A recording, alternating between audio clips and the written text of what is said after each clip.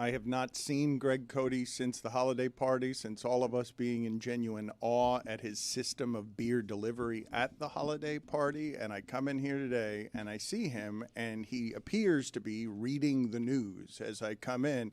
And he says out loud to me, and I'm the only one in the room, he says, "Wow." And I look over, I'm like, "What happened?" He's like, "The Lobos fired their defensive coordinator." Yeah, it's news. Trust me, in the PFPI community. So you just dropped your defense? No, we fired the coordinator, Turd Cartwheel. He'd been with the organization for, I think, 5 or 6 years. And what? It's breaking news. It is breaking news. Mike Ryan just fell down laughing at Turd Cartwheel. Mike sure enjoys just making ridiculous character names. It's something that he really enjoys. That one's just lazy. He's never he's never come up with anything it's a as good as Turd. Turd. It's like the Ryan surname. He's going to be kicking himself over that one. Put it on the poll, Nepo please. baby Turd Cartwheel. Juju at Le Batard Show. Is Turd Cartwheel a great name for a defensive coordinator? Yes, it is. Yes or no? In the championship game, we gave up 198 points. That will not stand. So I had to, I just don't understand why you're finding out by reading something. Like, aren't you in charge of this whole Yeah, operation? it was a headline. I was happy to see it in a headline, because normally transactions in fantasy football don't get a lot But you of acted attention. surprised. You were surprised by Lobos flush turd. Now you're thinking. That's a headline writer right there. You acted surprised. I was surprised to see it in a headline because but this is the AMFFFT, and so you expect a little bit more attention. But to see it being reported as news, not just that it is news, was a big deal. Zaz, has your appreciation or respect for Greg Cody grown at all since you started working with him? Oh, it has? Yes. Yeah, really? Wow. Yes. Really? I need Couldn't have more- been lower, though. I need Well, yeah, it could not have been lower. That's for sure. So, take that as if you will. But I find him hard not to like. Wow. That's the trick. Yeah, that's the trick. Even if I see some excerpts from his column yesterday, which I think are I vehemently disagree with, I find him hard to dislike. Okay, let's dissect that column coming up next here, because Mike McDaniel is one of five coaches in NFL history to return for a 5th season after back-to-back losing seasons in the 3rd and 4th year. So the Dolphins are doing status quo in a way that really angers their fan base. I don't know about that. I think Chris Greer being fired was the right thing to do. And I don't know that people make fun of McDaniel for a number of things. The way he presents himself, all the ahs and the ums, and he's not an orator, okay? He's not a He used to speaker. be.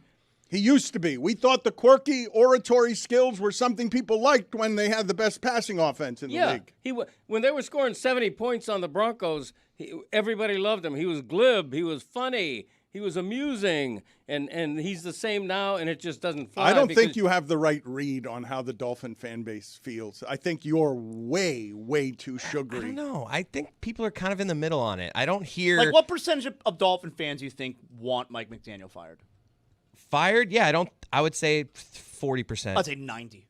I'd Yeah, say that's low, man. it's 90 with benching Tua. I think that was a monumentally successful move they made. McDaniel, I don't know.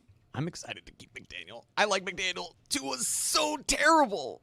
Yeah, I don't think that you have an accurate appraisal of what the fan base is feeling. The frustration, 25 years of frustration. Why are you all talking so assuredly that Mike McDaniel's still going to be the head coach? Because he's still around now. Because Okay, he's still but- around. Everyone else has fired their coaches, and he's still around. But did you read the B-Jacks note?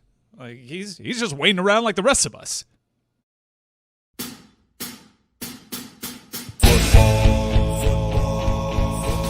Football is back, Jack.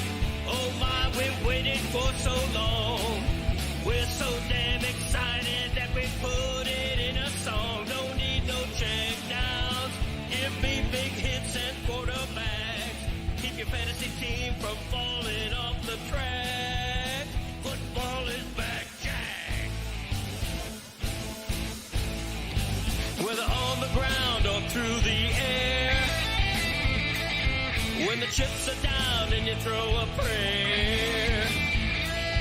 When your team is primed and on the hunt, it's 4th and 10, you refuse to punt. When the shoulder pads and helmets crack, that's how you know that football is back, Jack. Let me hear you say, football is back, Jack. This high is wild and out of control, and we're gonna ride it every week till we reach the Super Bowl. Don't need no check downs. Give me big hits and quarterbacks. If you say this game's the best, I'll say it's a gag. Football is back, Jack. Football is back, Jack. Football is back.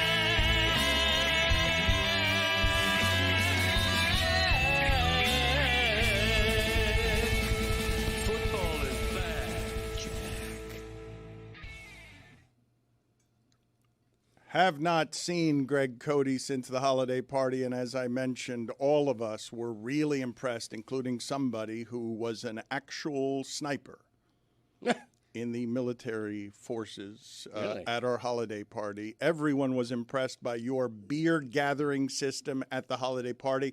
That night, your son put you to work on the way home because this machine never rests. Biggest game in 20 years. And in the car, you were talking into his phone. And do you know how disagreeable? You probably don't even remember how disagreeable you were with your son who was trying to coach you up. It reminded me of me trying to produce my father. Big camera show. Because he kept requesting things from you, and you got pissed off at some point, as you often do. What other sounds do we have from Greg Cody there? Because we've got him for 2 days, and we've got to set up. This is the biggest game UM has played since they played Ohio State for a national championship, correct? Yes. Biggest game in 20 years. Since 2002. Biggest game since the last one. Dan. And Greg Cody, well, bigger. It's bigger than the last one. It's That's the right. biggest game since the last one, and it's bigger than the last one, and it's the biggest game since they played Ohio State in the Fiesta Bowl and had a championship stolen from them. Fireworks filled the sky, and there was a penalty flag on the field in South Florida. We'll never forgive referee Terry Porter, who's never spoken about it publicly since. He can't hurt us anymore, Dan. And Greg Cody, on the way home from that holiday party, was just slurring into his son's phone an assortment of things and got tired of the coaching, honestly.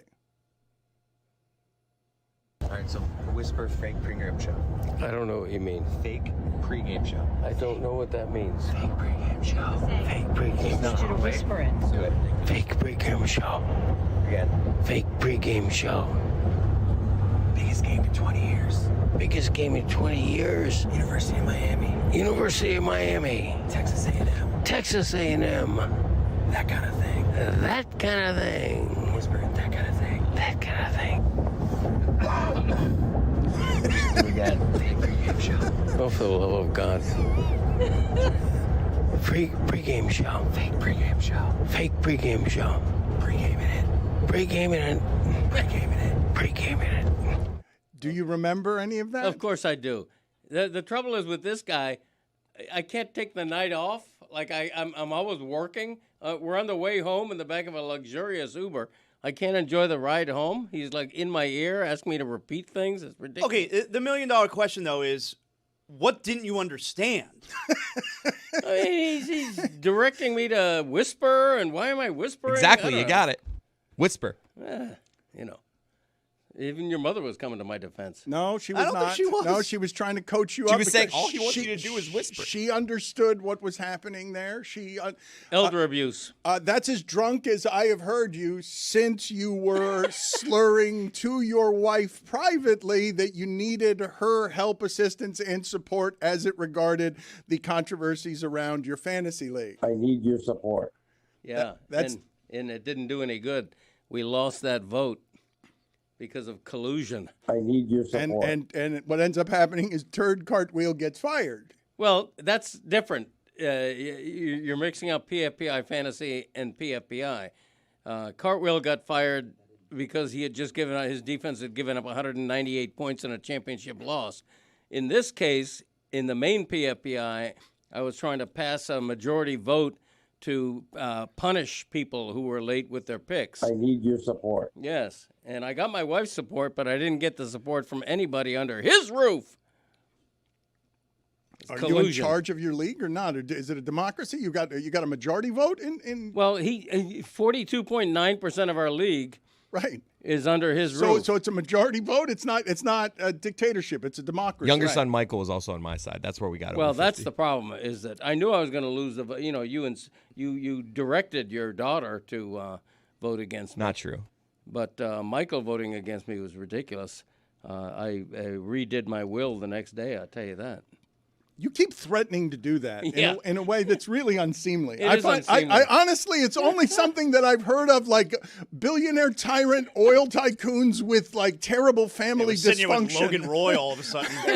You're always threatening to take away your inheritance when it's mostly your wife's money. You don't have any control over it. Well, That's I don't me have and any Mom control talking. over anything when it comes to my marriage. Put it on the poll at Le Batard Show. Does Greg Cody have control of anything when it comes to his marriage? You don't get the crusted up Miami Seahawks pennant in his garage. That old Dolphins chair that you used to wear at the Orange Bowl that you Yeah. still have in the garage. I don't get that. You're never going to get that Fort Lauderdale Strikers bottle opener. The Orange Bowl seat cushion. He still has one of those in his garage. I should bring in some of my old artifacts. Is that still a thing? First of all, yeah. yes. Yes. First of all, yes. Yeah, But is the show and seat tell. Bring is it the back. seat cushion still a thing at stadium giveaways? Dan, every stadium that I go to on my campus tour with ESPN Radio this year, like we'll see the stadium, we'll go into the stadium like the day before, and I love seeing how many of the seat backs are on the seats. And like, yes, it's still totally a thing. I remember when I used to go to the Orange Bowl as a kid, I saw someone who had that seat back on their seat in the bleachers, like, that dude is living luxury. It's a necessity at Marklight Stadium. Really? A necessity. Yeah. Oh, because Otherwise, you're sitting on poured concrete. Yes, that's all it is. That is all. You are sitting on just rocks, basically. I never had one. Smoothed out rocks is what you're sitting on. I never had a seat back at the Orange I'm always Bowl. standing. So I want to get to all the University of Miami stuff as we will over the course of the week, because we really haven't felt this way in almost 25 years down here. But the Dolphins are in great flux, and Mike McDaniel is part of the GM search, which is why I think they are going to keep him. And I believe he's lost all his lifelines now. He's got to make another quarterback or he will be fired. That's what the job will be, I would assume. I would assume that because Mike McDaniel has survived this, and Tua yesterday is saying it would be pretty dope to get a fresh start somewhere else, that he's the last remaining member of this triumvirate of people that represented the franchise for the last few years, Tyreek Hill, Tua, and him, and I believe he will be the only survivor of this. You've written a column today in the Miami Herald. I think your thoughts are very different from a frustrated fan base that Zaslow gets to applaud every time that he crushes Tua and fires Mike McDaniel. He's been firing Mike McDaniel for how long now? How long have you been firing him? Every single day you meet me, instead of good morning, you say with Mike McDaniel should be fired. Every I'm not morning. sure the exact day count, but I'm pretty sure it came the Monday after the Dolphins got killed by the Cleveland Browns. Like, I feel like that day that they were just uncompetitive. Tua was awful. I think he had 3 interceptions that game. The day after against the Cleveland Browns, I think is when I officially fired Mike McDaniel for the first The time. counter just switched from 40. This is the 48th consecutive day. Oh, yeah. I'm firing Mike McDaniel. That's for sure. I'm definitely firing. I think Mike McDaniel earned the right for one more season. How? How? Because when you start 1-6 and 2-7, you expect the team to cave, and this team didn't. They got better. The defense played better, notwithstanding Sunday when they got their ass kicked in New England. But they finished 5-3. They never quit on the coach, which means they're still playing hard. They believe in this coach. And I think it should go without saying that if he doesn't make the playoffs next season, he's out.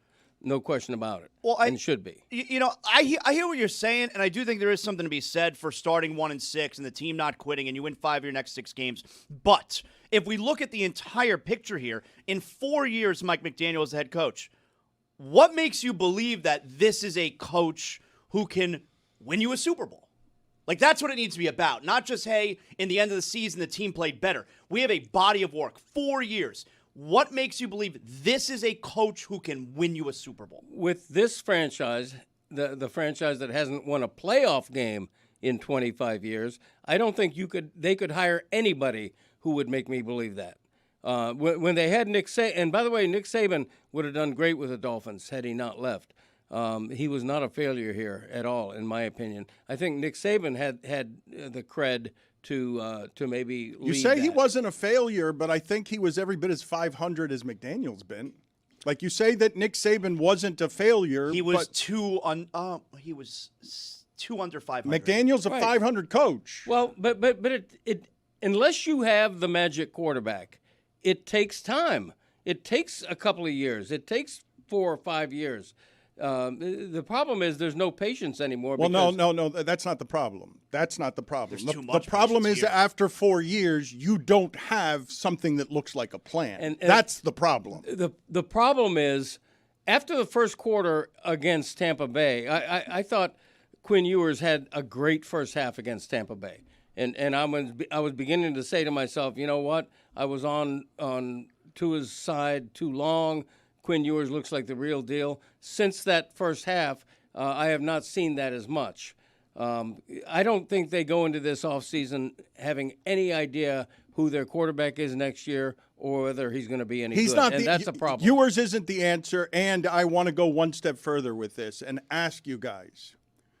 In a league where everything's salary capped and what you actually want from your architects is to find a whole bunch of people who are value. I'm asking everyone here this question. Do you guys have examples of organizations that can overcome this albatross of a contract? Because Cleveland's got one at quarterback with Deshaun at Watson, and they're not going to get out from under it. When you have this much money tied up in someone who cannot play at that position, I don't think it's something that can be overcome by an organization in a year or two. I think it takes 5-6 years, and it certainly can't be overcome in a year where there's no quarterbacks in the draft and no quarterbacks available in free agency. There's only seemingly one example, and it's going on right now. It's Denver. Like Denver did it, but that's the only example I think there's ever been. And Cleveland's picking top 6 in the NFL draft. Like, they have an opportunity to get a rookie wage scale quarterback in there inside the top 6. Dolphins got their hands tied behind their back because they don't have that kind of pick because they performed too well for their coach down the stretch. Yeah, I mean, it's unlucky a little bit because when you pick 11, plenty of drafts, you get a good quarterback at 11. Plenty of drafts. And this is not one. I just think that in this case, they needed to give McDaniel one more. I don't think McDaniel's a bad coach. And if McDaniel got fired on Black Monday, he would be somebody's offensive coordinator next season. I guarantee the you part that I don't get, you guys have heard me talk about this for 21 years now because I am a little bit exasperated when yesterday makes an appearance and everyone is clucking about all the coaches that have been fired. And I'm watching and I'm like, okay, so Pete Carroll couldn't take it with him, right? He forgot how to do it in a year. Like, he was really good at it and he was really exceptional at culture creating. We all know he's great at attitude and atmosphere. And after 1 year, the Raiders decide, oh, that worked with Geno Smith back there, but it doesn't work with Geno Smith here. And now Pete Carroll can't take it with him. Pete Carroll, who we would all say is exceptional, after 1 year, the Raiders decide, nah, you can't do it anymore. And I think we do this all the time with thinking that there are Vrabels out there everywhere that can just go from place to place and take it with them. And I think it's really, really myopic in not understanding how it is these people do their jobs and how difficult these jobs are. And you better have a quarterback. Like, there aren't a lot of examples of a coach that's having success without a quarterback that he's at the hip with. Show me them all. Like, it's just really hard to do. And Pete Carroll thought, well, I did it with Geno Smith in Seattle. I'll just take it with me over here. And after a year, he's gone. So explain it to me. What happened with Pete Carroll that he can't just take it with him? Because if I told you right now you can have Pete Carroll, would you want that? Because there aren't a lot with resumes better than that available to you. Right. Well, I think a lot of coaches are going to fail in their first year with a program like that. I mean, they have the number 1 draft pick for a reason. I really think that there's no patience anymore. On ESPN this morning, I saw the headline, "Should the Ravens part ways with John Harbaugh?" Why? Because his field goal kicker missed a 40-yard winning field goal? Are you kidding me? And if the kid had made that field goal, the same headline would have been applied to Mike Tomlin. These guys have won for years, but they haven't won enough. So, but what are we doing? Brian Flores the last couple of years was 10-6 and 9-8, and he was fired. What are we doing? Like, could I not put any number of people in that position and get a 500 record? Perhaps. I don't know. But what are we doing with this obsession with let's get Stefanski or let's get Raheem Morris or let's get whoever the next guy is who's going to come and sprinkle some sort of dust over my franchise, and it doesn't matter whether or not I have a quarterback. I'm going to have some leader who's going to coach my guys up. See, my objection with the Fire McDaniel crowd is who's going to replace him. Okay, whenever anybody says, any fan says, we got to fire that guy, fire McDaniel, I'm like, who's next? Is he better? Belichick? You guys want Belichick? Yeah. I'm not fire the coach guy, but I think I've seen 48 enough. straight days. But You are fire the coach guy. but Yes. You are fire the coach guy. But you're Exactly nothing who more. you You are. are nothing more than fire the coach guy. Yeah. Paul Maurice would like a word. I apologize to Paul Maurice to his face, and I told him that I love him. All right, so you don't get to keep holding that over my head. I'm with you. Eventually, we move past it. Okay. I agree. So you just haven't fired Spo. But I look at Mike McDaniel and I ask myself, is this a coach who can lead a team to a Super Bowl? And my answer is no. And if my answer is no, what do we do? Yeah, but your answer is no to anybody right now that I put in that position given their quarterback problem. Yes. There's not a coach. Like, if I say Belichick right now, is that a coach that could lead them to a Super Bowl? Yes or no? Belichick. I suppose. I mean, because he's done it. But I don't want Belichick as my coach. That's crazy. The Raiders thought that about Pete Carroll, right? Yeah. I mean, you're hiring a big name and what? What does that Let mean? me explore this with all of you, though. Just in learning over the last 5 years, so many of the things that I did not know about what leadership requires, and still not being very good at some of those things. I do think that we consistently overvalue that stuff. Now, it doesn't mean that Vrabel and Sean Payton can't have success in multiple places. But the conversation we're presently having about McDaniel, the fan base, I believe, will be satiated if it's simply addition by subtraction. Just get rid of him. I want someone else who represents hope, because that guy makes me feel hopeless. And I want Zaslow to read some from Greg Cody's column here, because I don't know what you disagreed with. And I will tell you that for about 20 years, Jonathan Zaslow has been sending me texts that are simply the headline on some Cody column where it is the most obvious thing that anyone could say. Now, the headline writers have not done Cody any favors over the years, but now Cody writes his own headlines, so there's no one else to blame. Cody writes his own headlines. Is that right? Because newspapers are dying. Right. That's correct. Oh, it's not because like you're at a status where you're allowed to do it. It's because there aren't enough people working? That's pretty much it. Now, there is one editor who's liable to change a headline or tweak it or, put a word in there. I would have figured it's that a respecting. No, Greg makes his headlines. I do make my headlines. And if they're bad headlines, the problem is you're limited, and not to get too inside journalism, you're limited to a word count and a character What count. is the headline on this particular column? This is from yesterday. Yesterday's Miami Herald Greg Cody column. We're happy to have the local sports historian in with us today. A big football week in Miami. Dolphins with no answers at QB as Miami Ewers crushed by Pats. Is that your headline? Yes. Yeah. There's only so much you can say in those number of characters. You don't want to give it away. Don't apologize for the headline. It's a fine headline. It's nothing wrong with okay. that. It's a decent headline. Sounds like you're doubting your choice there a little bit. Apologizing for it. I'm doubting every choice the Dolphins have right now. No, you're doubting your choice in headline is what I'm saying. Oh, no, that the headline's okay. Okay. Yeah, if people who don't like the headline. What are you objecting to in the column? Well, first of all, the first sentence here in the column, circumstances could have been worse for Ewers on Sunday. They could have required that he play with his throwing hand tied behind his back. I will tell you right there, you've hooked me. You brought me in. That's the first line. Now I'm in. Now I'm continuing to read. Okay, we're talking about tying a quarterback's hand behind his back. You got me. Okay. But the main part that I disagree with is obviously Tua related. All right. Yeah. Giving up on Tua, who is in his prime. That right now you lose me. Okay. He's in his chronological prime. You're not in your prime anymore. If you were a good quarterback and now you're terrible, that's not your prime anymore. Prime's an age thing, though. I'm with my dad on No, that. When you say someone's in their prime, you're just talking about age. You're stuck on the age thing. No, prime is you're at the part of your career where you're going to play your best. You're stuck on the age part. Yeah, good quarterbacks have bad seasons. I don't know if you know that or not.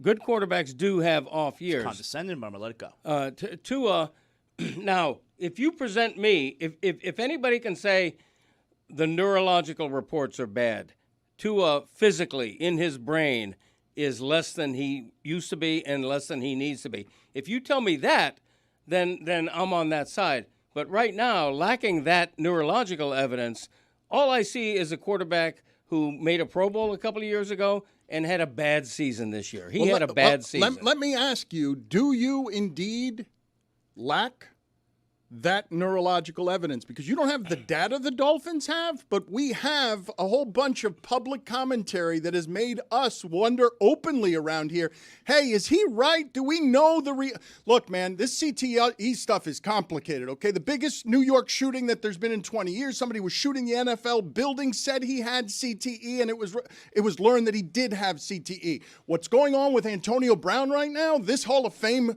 when he gets into the Hall of Fame, that's going to be weird for everybody because of whatever it is that's going on with him. And I'm taking the under on that. Yeah. You don't think he belongs in the Hall of Fame? That's a different question. I think I don't know anyone's voting for him. I think the voters will be like, we'll be your guardrail. Let's take a look at some tweets. We all agree that would be awkward, so we're just gonna go ahead and handle this one. Put it on the poll at Le Batard Show. Is Antonio Brown going to make the Hall of Fame? Now, Phillip Rivers kicks his 5 years down the line, right? So he doesn't have to be with all of these guys that retired. He can get into an easier class 5 years from now. I think Phillip Rivers helped his Hall of Fame case by coming back. He was one of those guys because he played in this era. Even though he didn't win a game. He played in that era where is he first ballot? Is he a first ballot guy? He definitely helped himself. How could he have helped himself? Because he was 0-3. Dude, that was legitimately one of the most impressive things I've ever seen in the history of sports. That's Hall of Fame stuff we saw. That was crazy. He was not bad. That is the only time I've ever seen anybody play in the NFL. Like, I don't know if you guys can you guys find the photo? Was it Sonny Jurgensen? Who's the famous photo of a quarterback? It might have been Y.A. Tittle on their knees, on the floor, sweating. Y.A. Tittle, Giants. Yeah, get that photo for me so that people can see how old some of these old quarterbacks used to look. Phillip Rivers is the first time I've seen someone in a football uniform at the position being like, oh, he's got a total big giant belly. He's got a dad body. Like, he has not been working out for 5 years. That uniform's not slimming on him. People are going to forget that he was winless. And people are, if they're going to apply that context, they better apply the context that he went up against Mike McDonald's defense, he went up against Rob Saleh's defense, and he just bombed in, and he was fine. So Hall of Famer. Let me ask you guys this question when you guys sit here and talk about exciting name coaches, okay? Who had Mike McDonald being 15-2 under 40 years old? A lot of people liked him. 15-2 on the road. He was a highly touted DC. Mike, I liked him. Mike, but 15. I did. 15-2. Answer your question. 15-2 on the road with Geno Smith and Sam Darnold as your quarterbacks. That's not something anybody could have predicted. Stop applying context to make it seem more improbable, Dan. I just liked him as a head coach. Look, we loved Mike McDaniel at one point, right? Right now, Ben Johnson is that guy. Liam Cohen is that guy. Let him have a losing season. Duval. Yes, exactly. Let him have a losing season and see how long that love lasts. I like how Greg has to acknowledge the drop. What? Usually we just play noises and we let them go, and they're for the audience. Okay, you don't have to thank your you, son for playing the Duval drop. We keep it moving. Great timing. I love it. You're a little rusty. I am a little rusty. Can we revisit, please, Greg Cody at the holiday party? Can we revisit the surgical airstrike that was Greg Cody getting beer from every avenue, from an assortment of different people, putting out requests to everybody to bring him beers? Every time I talked to my mom at that party, she was scurrying, looking for your next beer because you had sent her off to find it. It's a weird dynamic with your mother because she both criticizes me for But wants drinking to too help. much and enables my drinking. Was there But any point that's that a whole you nother story. Was there any point that you felt bad that you were you were asking multiple servers? This is wrong. No, what happened was the server comes up to me. Multiple And servers. to be polite, I order another drink. No, but see that would happen to me, and the server would come up to me. I'd be like, "Thank you, he's already taken care of Yeah. me." And you're just like, "Yeah, bring me to. I want you to bring me stuff." I think also. at one point he had one in each hand and two just sitting at a table. Like I think there was at one point 4 beers. Well, was the server confused? Oh yeah. And I think like Lewis at one point is like, "Hey Greg," and my dad didn't want to give him up. People were like, "Oh, there's obviously free beers here. Can I grab one?" Okay, Lewis took a drink, which I donated to a charitable cause, Lewis. And El Hassan stole 2 or 3 beers from me. They're not stealing if you have 4. I mean, I If didn't there's say 2 bring sitting on me the- 4 beers. I can only drink them so fast. Have you had so many beers that you forgot El Hassan's first name? I mean, You mean what? hey. No, Read more from that column and what you disagree with in there. Yeah, so, Dolphins recently hired former Cowboys Hall of Fame quarterback turned TV broadcaster Troy Aikman as a consultant in the search for a replacement. I've been told Miami also will tap into Aikman's expertise at the position to help navigate the Tagovailoa dilemma and whether Ewers seems the answer. But give me a thought right there. What do you think of the Aikman hire? I need your opinion there. Your columnist. They've got an expert on concussions. What do I think of the Aikman hire? I don't know that he has an expertise on finding a general manager. They must think he does. I don't know what his experience is there. I don't know whether they hired him to ask him questions about the guy they want or to have him present guys that he wants. I don't know what that machination is. So I can't fully answer that. I mean, That's Stephen Ross choosing someone who's more connected to league inner circles than he is, but you Right. could have gotten Joe Buck to do it as well if you wanted to. Just grammar question. You guys are writers. Is it machination or machination? I think it's machination. I always thought it was Machination. I thought it was machination. machinations. Never heard of it. That's nuts. You don't I know. always thought it was MASH with an SH sound, even though it's spelled CH. Machinations, according to the internet. Thank you. Okay. Appreciate that. Internet's Was that never helpful? wrong. With an S at the end. Can you get me the sound, please, of Greg Cody trying to pronounce the first name of the most explosive University of Miami player in I don't know how many years? Malachi. Ohio State shut down Malachi Tony, and it didn't matter because Miami had more ways to beat Ohio State than just one electric wide receiver. Yeah, they were bracket coveraging him the entire game. A huge sign of respect. A cool note that my friend David Lake, who covers the Miami Hurricanes really well, he passed along after the game that following the game, Malachi Tony reached out to Caleb Downs, who actually had a whale of a game and is going to be He's going to be like a top 3 pick in the draft. Yeah, really, really good player. And he's like, hey, what did you see out there? How can I get better? That's the kind of guy that Malachi Tony is. That second fumble, and it's a little scary, especially when He's you consider, fumbled 3 times in 2 games, and they haven't lost and, 2 of them. And if you're familiar with South Florida high school sports lore, Malachi Tony fumbling is a big deal. Oh, is that right? Yeah. Ruben Bain reminds him often about that. And that second fumble recovery, this is the most instinctual player I've ever seen at the University of Miami, and we've had Santana Moss out there.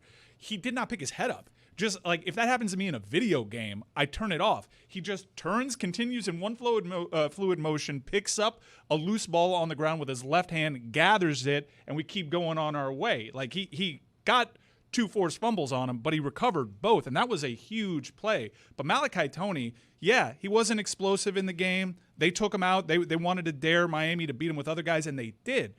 But one thing that is not reported about Miami, C.J. Daniels and Malachi Tony, especially Malachi Tony, who had one of the biggest blocks in that game, coming inside from the slot in motion and laying a huge block, is these guys block incredibly well. Fletcher knows this, and this is why Fletcher was so supportive as an older player. Like when he had that fumble against Texas A&M that could have cost them the season, you had a situation where Fletcher was talking about the things that he said to Malachi Tony as the older player on the team, because Tony was broken by that, and he's fumbled a lot. They played 2 big games where everyone's expecting him to have the electric play, and he had the punt return against Texas A&M where he tripped over his own feet, and it's the reason he didn't get the touchdown because he tripped at the end. So he's trying to do the big thing because he's announced himself to America in the first game he played as a Hurricane. There's never been a Hurricane like this, 17 years old. Crazy. He should be in high school. Who can do all of these things. He's 18 now, but here's Fletcher talking about what it is that he said and did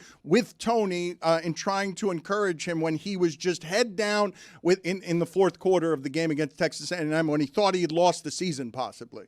Player today, I was more impressed with you as a teammate. Yes, when Malachi Tony fumbled, you was the first one over there. Yes, sir. What'd you tell him? Man, I saw his head going down, and I immediately had to go to him because when in high school together, I remember he had a play just like that, and he fumbled, he dropped it, and he was like, Mark, man, this is my second time doing this.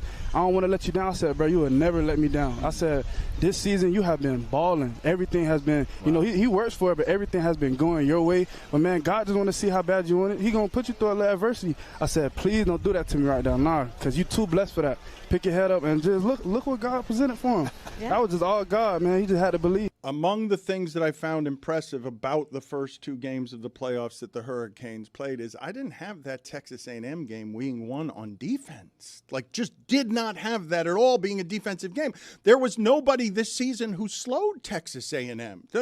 That 3 points was a half against South Carolina. I saw them struggle for 3 points, but to have Texas A&M and that quarterback go for 3 points where he's shut down. And then the Ohio State game is supposed to be a defensive game. But if you looked at what the totals were on Miami wasn't supposed to have 24 points in that game. Ohio State doesn't allow that point total. Now, I understand one of them was a pick 6, but Miami had to just control the game, sort of ball control offensively. They've won both of those games without the offense being explosive. The most explosive play they've had is Tony on a punt return. It wasn't because they're throwing the ball down the field at all. Nobody would believe if you had said before the playoff began that they're going to limit Texas A&M and Ohio State to a combined 17 points. That would be beyond ludicrous. It would be crazy. You figure they're going to give up 17 points in a half against those 2 teams. They're good. Not Ohio State. I don't necessarily assume that with Ohio State. They're pretty limited. I'm a little confused. Like that's always been the path for this team. Like they had a good defense. It's not like your offense was going to go shot for shot if we had a high tempo game entering that game with Texas A&M. I pretty much thought that it had to be that way against Texas A&M and Ohio State. Yeah, but 3 points though, Mike. No, that was pretty crazy. But also, I didn't have the context of there'd be 40-mile-per-hour gusts in this game. Can you guys get for me, please? I don't know that I'm surprised that we haven't talked about this yet, and this is my error not talking about this since Greg Cody is here for the first time.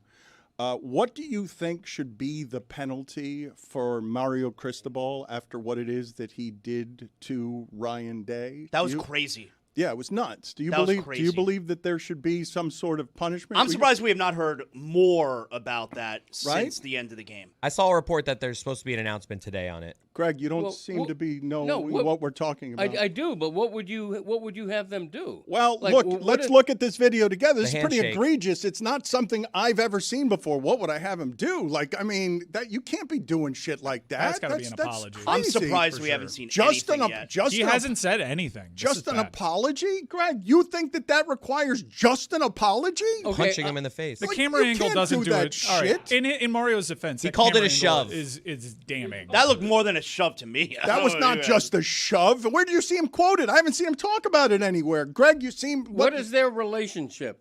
Yeah, Testy. It's an important question. Testy, remember, Ryan Day is now 0-2 lifetime against Mario Cristobal. I heard from people that were around that it looks a lot worse than it was. I mean, did they say something to him right before? Let's play it for Dad, Greg you watched again. on the TV. It doesn't seem like you've seen it. No, it seems like you haven't. It seems like you're bluffing. It doesn't seem like you know what we're talking about. It seems. First of all, he had to have said something. First of all, it looks like AI. Obviously, I mean, it didn't happen. It's AI. I mean, you guys are insane.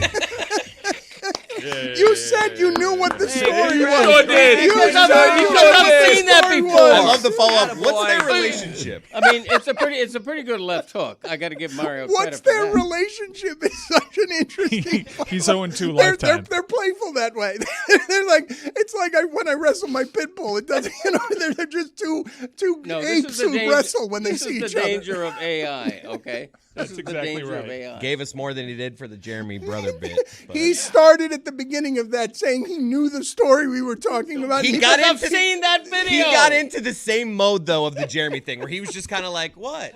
What's their relationship? I'm confused here, so I'm just gonna be a little on the outskirts." I'm still so mad about that. the Jeremy thing where Jeremy did the show with his brother, Oh, and his yeah, brother yeah, was yeah. sitting there, You and you know what? pretended Yeah. like you knew that it was not Jeremy the whole Right. time when you didn't know. Yeah. You did that same thing right now where you pretend you have this thing, okay? You're normally perfectly okay with us making Right. fun of you, Yeah. your vulnerabilities, and You the feel places that you don't wanna know be. things. You feel like, oh wait, are they making fun Left of me out. here? I'm You just don't wanna gonna be sit No, left he out. out. wanted to be part of the club. When I is what first happened. when I first saw that video, which wasn't today, You wanted to know their relationship.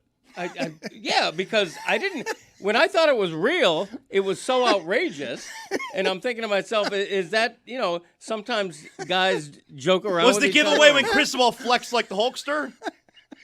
Look, You if I did think punch that was real? punch you in the shoulder pretty hard, Greg, we're it's going to just play us this being video friends. again. This is under no circumstance have Friends ever played this way. Like in the history of Friends, there's never been roughhousing where this is the punch. And I think to myself afterward, but what was their relationship?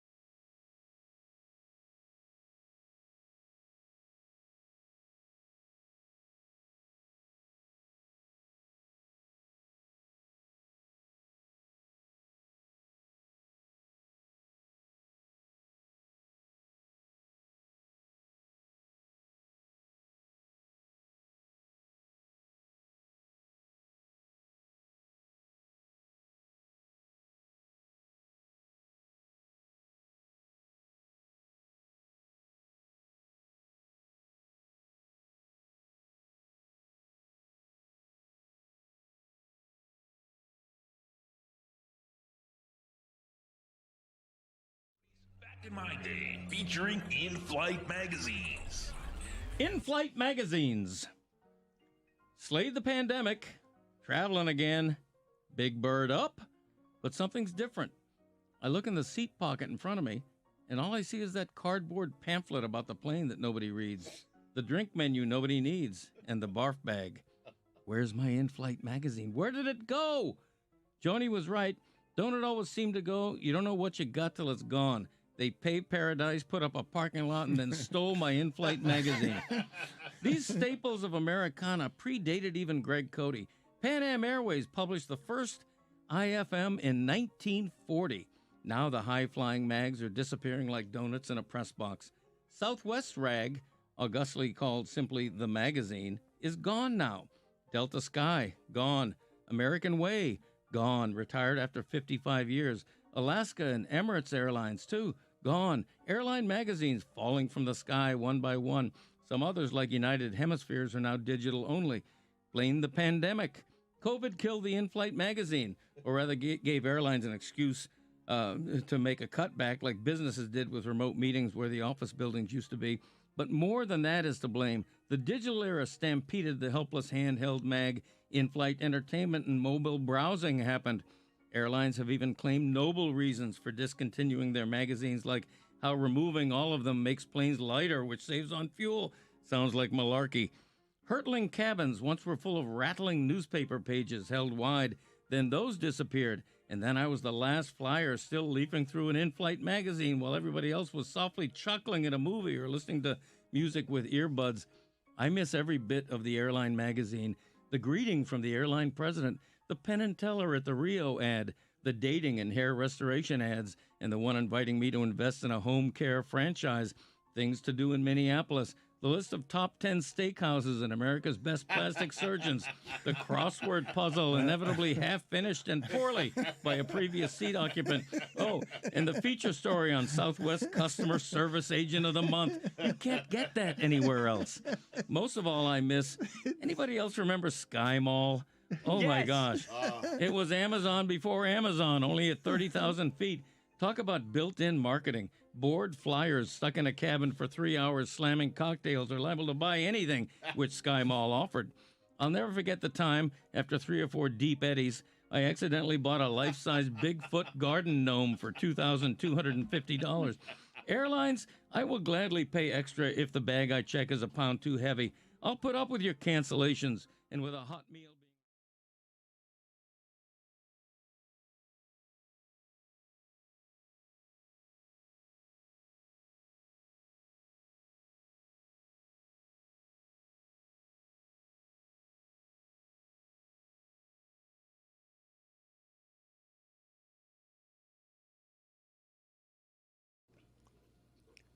This episode of the Dan Le Batard Show is presented by DraftKings. DraftKings, the crown is yours. Mike McDaniel without Tua is 4-9 and averages 14.3 points per game without Tua. And I don't know what you guys think a coach brings or can bring, but I did not have the Seattle Seahawks being able to make Kyle Shanahan's rushing offense and offense in general look totally incompetent. That's the most incompetent I have seen the 49ers offense look empirically. It's not even just me making it up. That's the worst that offense can look because they can run against anybody, and they could not run against Seattle. Dianna Russini is on with us now. She's the senior NFL insider for The Athletic. She's the host of the Scoop City podcast. She is immersed in all of this coaching carousel stuff. Look at her. I could see her taking texts, getting texts. She needs to find out what's going on with Eberflus in Dallas. He's been fired in Dallas. She needs to know. Tell us what's going on, Dianna. What's got you? Everyone's insane with coaching carousel stupidity. Well, it moves so fast, but also it is kind of sick how, we quickly will report a firing and the responses are always, well, who are they hiring? Right? Like everyone, there's no grace. There's no mourning. Everyone's just ready for the next ripping it through. But it's an interesting time right now. Okay.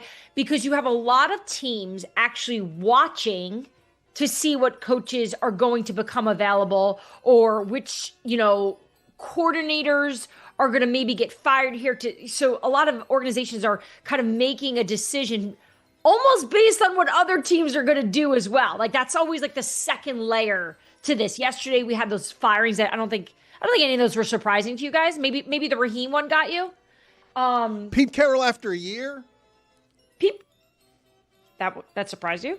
After a year? He's a million years old. I know, but he's pretty accomplished. A year, and he can't do it anymore. He doesn't know how to do it. Yeah, correct. Okay. Yeah, no. You watch them. Okay. Respectfully, I think we can have a conversation about Pete Carroll as a head coach as being tremendous, okay? But I don't think we're going to remember this time in Vegas. I don't want to remember this time in Vegas when I think about Pete Carroll.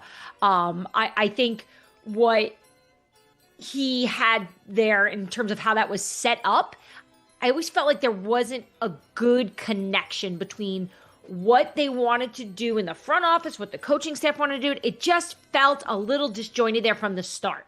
And this is what happens. You don't win a lot of games. Any chance Bill Belichick gets a head coaching job in the NFL? How are you not commenting on the fact that my camera looks like it's drunk right now? And it's totally We're on my horses. fault. I'm sorry, I kicked it. Ridiculous. I got to Joey's slanted. puking in the other room right now. What happened with Joey? What's going on with Joey? Oh man, we got 10 days off from daycare. They go back. I got a call right before I hopped on. Come get Joey. Threw up on everybody. So he's in the other room watching trains. He gave me this. This is going to be something I'm going to give him in a little while. He's still got the egg obsession. He hasn't outgrown the egg obsession. No, yet? he's obsessed with it. So we got him one of those Play-Doh eggs. So it's like it's not a real one. So we don't keep finding the rotten eggs around the house. And he knows. He's like, this is a fake egg. I need real. I want to be able to see the yolk and crack it all over the house. So yeah. No, I don't think Bill Belichick is a serious candidate in the NFL. I don't. I think his best shot was probably before North Carolina. And when I say best shot, meaning at least some organizations talked about it, right? And obviously we knew with Atlanta before they fired Raheem the year before, there was a chance there. But I have not spoken to a team right now. You guys aren't doing the coaching carousel stuff with enthusiasm. Greg Cody's knee gave. Roy, you've been indifferent. Roy. I know all your vibes are very low today. What is it? Are you not entertained by this cycle because there's not a lot of great squatting? We've been doing squats for 15 minutes, and Dan thinks it's sustainable. You've been doing it for 3 minutes. Bill Belichick's a college coach. Marcus Freeman announced that he's returning to Notre Dame. Are there any other college coaches in play for NFL jobs? No, I'm not in touch with any team right now that is in the college market. I just think a lot of these teams are nervous about that first-time head coaching experience, right? Because we've seen not a lot have had success. Ben Johnson is obviously the poster for, wow, if we could just get someone like this. I just don't think in this crop of candidates there's someone like that. Liam Cohn done an amazing job with Jacksonville. Duval. Right? And Duval, although, I mean, we're kind of, what better way to give it back to all of us for mocking him for that than these guys are making fun of me, saying my carousel's no good. I'm not on one of the horses. I'm on one of the chariots. Yeah, me too. We're all on the chariot. They're together, Dan. Why are you still moving there? None of you were moving. The first choice. Chris Cody was doing it. Jeremy was doing it. You were not doing it. Horse. You weren't. That's horse. Get on the horse. What were you saying? Who picks the chariot? No one goes on that. Put it on the poll at Le Batard Show. On the merry-go-round, does anyone pick the chariot? Yeah, when you go on last, there's nothing left. Yes, that was the worst, right? As a kid, when you're like, I get the pony. Can I wait for the next one? Give me something exciting on the coaching carousel. Something that's not Eberflus flooding your texts. Oh, yeah, we're already past that. I'm watching Washington. I want to see what they do here. There's been some reporting that I've done over the last few days about Cliff Kingsbury. What's his future going to be there? Is he going to get another job as a head coach somewhere? Or is Washington also going to consider moving on from him? I mean, come on, though, Diana. He looked pretty good when Jane Daniels was healthy. Him and McLaurin played 3 games together this year. Correct. And the quarterback and Cliff have a very good relationship, and you can't blame him for injuries. But I think there's also another factor in all this when you're looking at the Washington offense, which is teams figured it out as well, right? So there has to be, I think, a part of this that has to evolve. And look, Dan Quinn wants it to be a certain way. So I'm interested in that. I'm watching that. And then the bigger one is Baltimore. Right? Like, you think that's going to happen? That's a real thing. The last 4 seasons of Baltimore have ended in unbelievably heartbreaking fashion. Yes. All 4 of the seasons are sort of a randomness at the end that ends up happening that is just totally crushing. That is just random ball, Diana. It's not the coach's fault. It's not, but look, how many times have we looked at these organizations and said, you know, maybe change is good. Maybe this would be good. Now, I don't actually think Baltimore will fire him. Of course, now that I said it, that's going to happen because that's what happens on the show. I do think there could be some tweaking, some changes, right? We'll see what they do at the coordinator position. But to end it like that at a time, in a year where, you know, you don't have Joe Burrow playing in the playoffs and you've got a shot to go Roy, to do the damage, like, why are you not carouseling? Why are you? You're sitting there staring into your phone, telling me you're carouseling correctly. I'm trying to check my heart rate right now. Yeah. Whoa! Wow. And I'm in the cart. What was that? Whoa! Diana, what is the text you just got? I need people to pay attention to this show and what we're doing here. I need Roy to be doing the carousel with some enthusiasm. I'm having a heart attack, Dan. And I need Diana to get... I got a text from somebody about Brian Flores. They just asked. They said, what do you think the chances of Brian Flores getting a head coaching job? And it's a good question. I think the Dallas Cowboys are keeping an eye on Brian Flores. I know Minnesota wants to keep him around. I know he loves being in Minnesota. The only reason I know that is I just saw him last week. on Christmas when I was doing that Netflix thing. And he told me straight up. He's like, Told you straight up. that he enjoys being there, and it's a good organization to be part of. We'll see how this shakes out though, because I do think he'll get some calls. The one I want to since we're just gonna go down this rabbit hole of like what I'm curious about, because look, part of my job is to go find it out, but there's some questions I don't know the answer to yet. Is Tom Brady gonna try to bring familiarity into that building, right? With a Brian Flores, with a Brian Dable, right? Could that be something he's comfortable with? Because did you guys notice yesterday in the press release, you saw Tom Brady's name in there? It's like he came out from the shadows. Like, thank you for admitting that you are all over this organization and that you're part of it, you know? So I'm interested to see what they do there. Now, the other part of the Vegas thing that I'm watching is the Max Crosby scenario. Do you guys think that the Vegas Raiders would trade Max Crosby? So he leaves the facility and he wanted to play in the last game, and they didn't make him have surgery, right? But he needed surgery. What is the status? Anybody would want him, obviously. Yeah, so I think, look, Max is that ultimate competitor type. He's the face of that franchise. He doesn't ever want to not play. And from what I understand, they told him to sit because they thought he was injured, right? But I think when you look at it from his perspective, he's been injured since October, right? So it's like they're obviously shutting him down for the sake of the organization. Why are you going to put Max Crosby out there when you're losing? And maybe even trying to lose, right? Like, maybe not trying, but I think it's all obvious that Vegas was really hoping to get that number one overall pick. This is the saddest carousel ever I'm looking at in this other room That's right not now. a carousel. Like, what if I just had this I don't sound? know what Zaz and Cody are doing. Well, I'm my very horse- disappointed by Every everyone. time I look up Your at hands Greg, there he doesn't looks mean like you're a doing a floating body, and I'm worried about his health. Yeah, it Thank does. He's just like, We Thank all you, are. Diana. Thank you. Yes, I don't know why you're thanking her for My worrying. horse- Greg, how was my your horse is Greg? drunk. How was your holiday? I didn't even ask you. It was great. It was really, good. really nice. We had a wonderful time. It's All right, That kind of maybe the thing. best ever. That kind of thing. Excellent Maybe the work by best. you. Maybe You're- the best you're holiday in- ever. You're in mid-season Really? form. Yeah. You know what's funny? My family, remember, guys, I told you that I wasn't going to host Christmas because I had to work that day. Yes. I don't know if they're doing this to just be annoying or just be mean. I cannot tell you how many of my family members have messaged me to tell me what a wonderful Christmas day they had at my house. Like, wouldn't you try to avoid telling me that? Because I wasn't there? Yeah. I wasn't here. They're laying a guilt trip on you. is what No, they're I doing. think they're celebrating the fact that you did a lovely thing while you were away, and everyone enjoyed themselves, and it was successful. And they're sharing Yeah. with you. They missed you, and they're pulling you into it. Chris Cody, did you tear your? No. Dan, no one said we missed you. My mom said, that's what you left Christmas for? I saw you for 2 seconds holding a piece of steak. I'm like, that's what I did. Cody, did you rip your pants doing the coaching carousel? It's unconfirmed whether it happened during the carousel or it just got revealed during the carousel. But yeah, there's a little tear there. Diana, can you explain something to me? Because I think this is foolhardy. To assume that Tom Brady, Troy Aikman, and Matt Ryan all have the skills to run entire organizations just because they were great quarterbacks is foolhardy.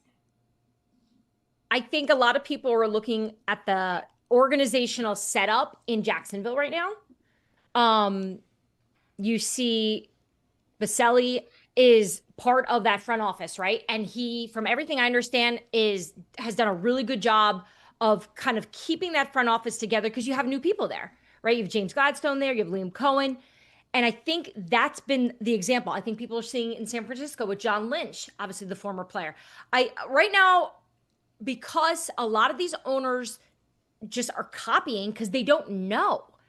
Look, the Tom Brady thing, I have said this whole time, it's obvious he's part of it, but it's the half in, half out that I'm curious about, right? Because Tom lives in Florida, he's doing Fox, Matt Ryan wants to do TV. You can't do that job half, right? Like, you got to be there all the time because I think that's important for the building. Diana, do you think there was much conversation with the Jets to get rid of Aaron Glenn after just the 1 year? I think that they want to give him a chance. I think there's been some really good things there that they believe in. And I don't think Woody Johnson wants to fire another coach already. I think there's a lot of different factors. I can just tell you a few weeks ago, I felt better about the direction of the New York Jets. And then just based on talking to people and talking to some of the teams that they faced afterwards and the way they reviewed what they just saw, it's not good.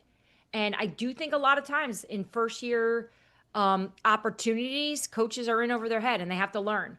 I can't tell you how many conversations I've had over the years with coaches after their first year and they're in their second year or they're finishing up their second year and they reflect like, oh my God, I didn't know what I was doing. In fact, coaches now talk about it that have just been fired. I had no idea what I was doing that first year. I think it's that hard. I don't think anyone's ever really prepared. Dianna, what did you think of the Dolphins hiring Aikman as a general manager advisor in their search? And do you have any names of people who you think the Dolphins are or should be looking at? And what are you hearing about whether McDaniel will actually be there next year or not? Have you guys noticed that no one has really come out from the Miami side to say Mike is safe? It's like I'm watching that right now of just like, that seems strange. Every other team that is safe puts out a statement. I know he did his press conference, but some of the quotes, right, are like, I'm safe until I'm told I'm not. Do you hear Joey, by the way? Just losing his mind. I'm worried about Mikey. Joey's getting a little bit too much of the attention, and I want to know what's going on with Mikey. But before we do that, because we've got limited time with you, give us what you have here on the Dolphins.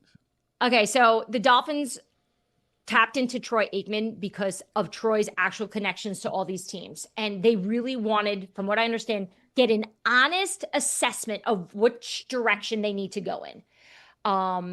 And look, I know you guys know this, but a lot of organizations ask reporters their thoughts, their opinions. Miami didn't want to do that. They're like, we don't want any bias. We want someone to come in here and say, here's who I think is a good leader. Here's who I think is a good coach. And obviously for right now, they think that's Mike.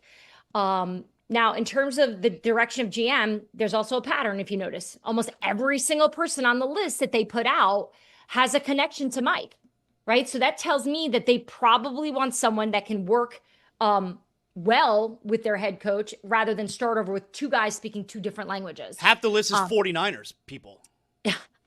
Well, where does Mike come from, right? And even the guy from Green Bay is familiar with Mike. So until I see a name that Alec Halaby, I think was the only one that I saw that I don't think has a direct connection, but I'm sure there's something there that I'm missing. I haven't seen any names that's not connected to Mike, so that's good. That bodes well for the head coach. But I think they're really just trying to get on the same page. And look, they've had a head start. They've had the whole year almost, right, to figure this out and sort this out. And I don't know what the plan is. So hold on a second. It's just a coincidence that, Aikman's been brought in to help them search for a GM, and almost the entire list of people that they're interviewing right now have connections to Mike McDaniel? Meaning like, are you asking me that's what Troy thinks works? Maybe that was the list, and then now they brought Troy in, and they're going to have new names. Well, I mean, I guess maybe that's possible, but that's just, it seems like a hell of a coincidence that Aikman's suggestions are guys that are all also tied to Mike McDaniel. Well, maybe that's Troy Aikman's counsel.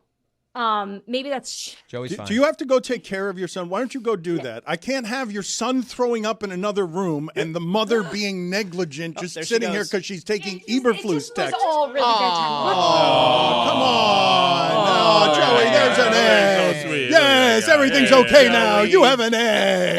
Look, I think Troy Aikman understands there has to be alignment, right? You can't bring in a general manager that doesn't, if they're all in on the head coach, and if that's the decision that they're doing to move forward, then you need to give him somebody that's going to be able to work with him the way. Now, remember, this is another thing that I think is interesting. Everyone likes to model the 49ers scenario, right? Yeah. Kyle Shanahan is the one that has all the say there, right? He's the one who brought in John Lynch. And Mike's going to have a say here in these interviews. He told us that. Joey, what are your thoughts on the Eagles sitting all their starters this weekend, Joey? They sat all their starters to get rest, and now they're going to be rested in the playoffs. What do you think of that? Do you like the Eagles? Speechless. No. No. Do you like eggs? Yeah. What's your name? Joey. Yeah. I'm Joey. Joey. Hi, Joey. Joey, what do you think of the Greg's Lobos firing defensive coordinator turd cartwheel? Okay. Say bad. Bad. Yeah. All right. Joey, how old do you think that man is? Can we that show just asked you Greg? that question? Let's show my dad here. Let's show Greg. How Who's old that? is this? How old is Who's that that? guy? How old's that man? Who's that? He's thinking. Who's that? Hello. What's his name? Joey, not too many questions. Joey, how old is the person you're presently looking at? Yeah. How old is he? Yeah. How old? 3. 3. All right, Joey. It used to be. Aw. Joey, we love you. We talk a lot about you. You need some work on the interviews, but it's okay. We are big fans of Joey.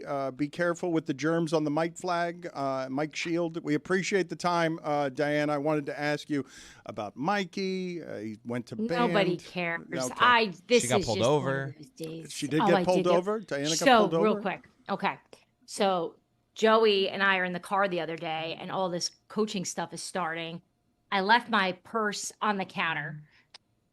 I didn't have my license. Guy pulls me over. He's losing his mind, just like he just did. Cop comes to the window, and I must have just looked like a wreck, right? Because I'm like, here we go. I don't have my wallet. My son's screaming. I'm getting pulled over because I'm on my phone. I'm a horrible mother. And I opened the window. I said, hi, sir. I go, I know. He goes, you seem like you have enough problems. Have a good day, ma'am. And he let me go. Oh, look at that. The I was benefits of a demon child. Yeah, basically, the cop was like, the danger that I'm in standing here dealing with you is much greater than you texting and driving. She is the senior NFL insider for The Athletic. She's the host of the Scoop City podcast. We love having her around. Thank you, Diana. We will talk to you again next week.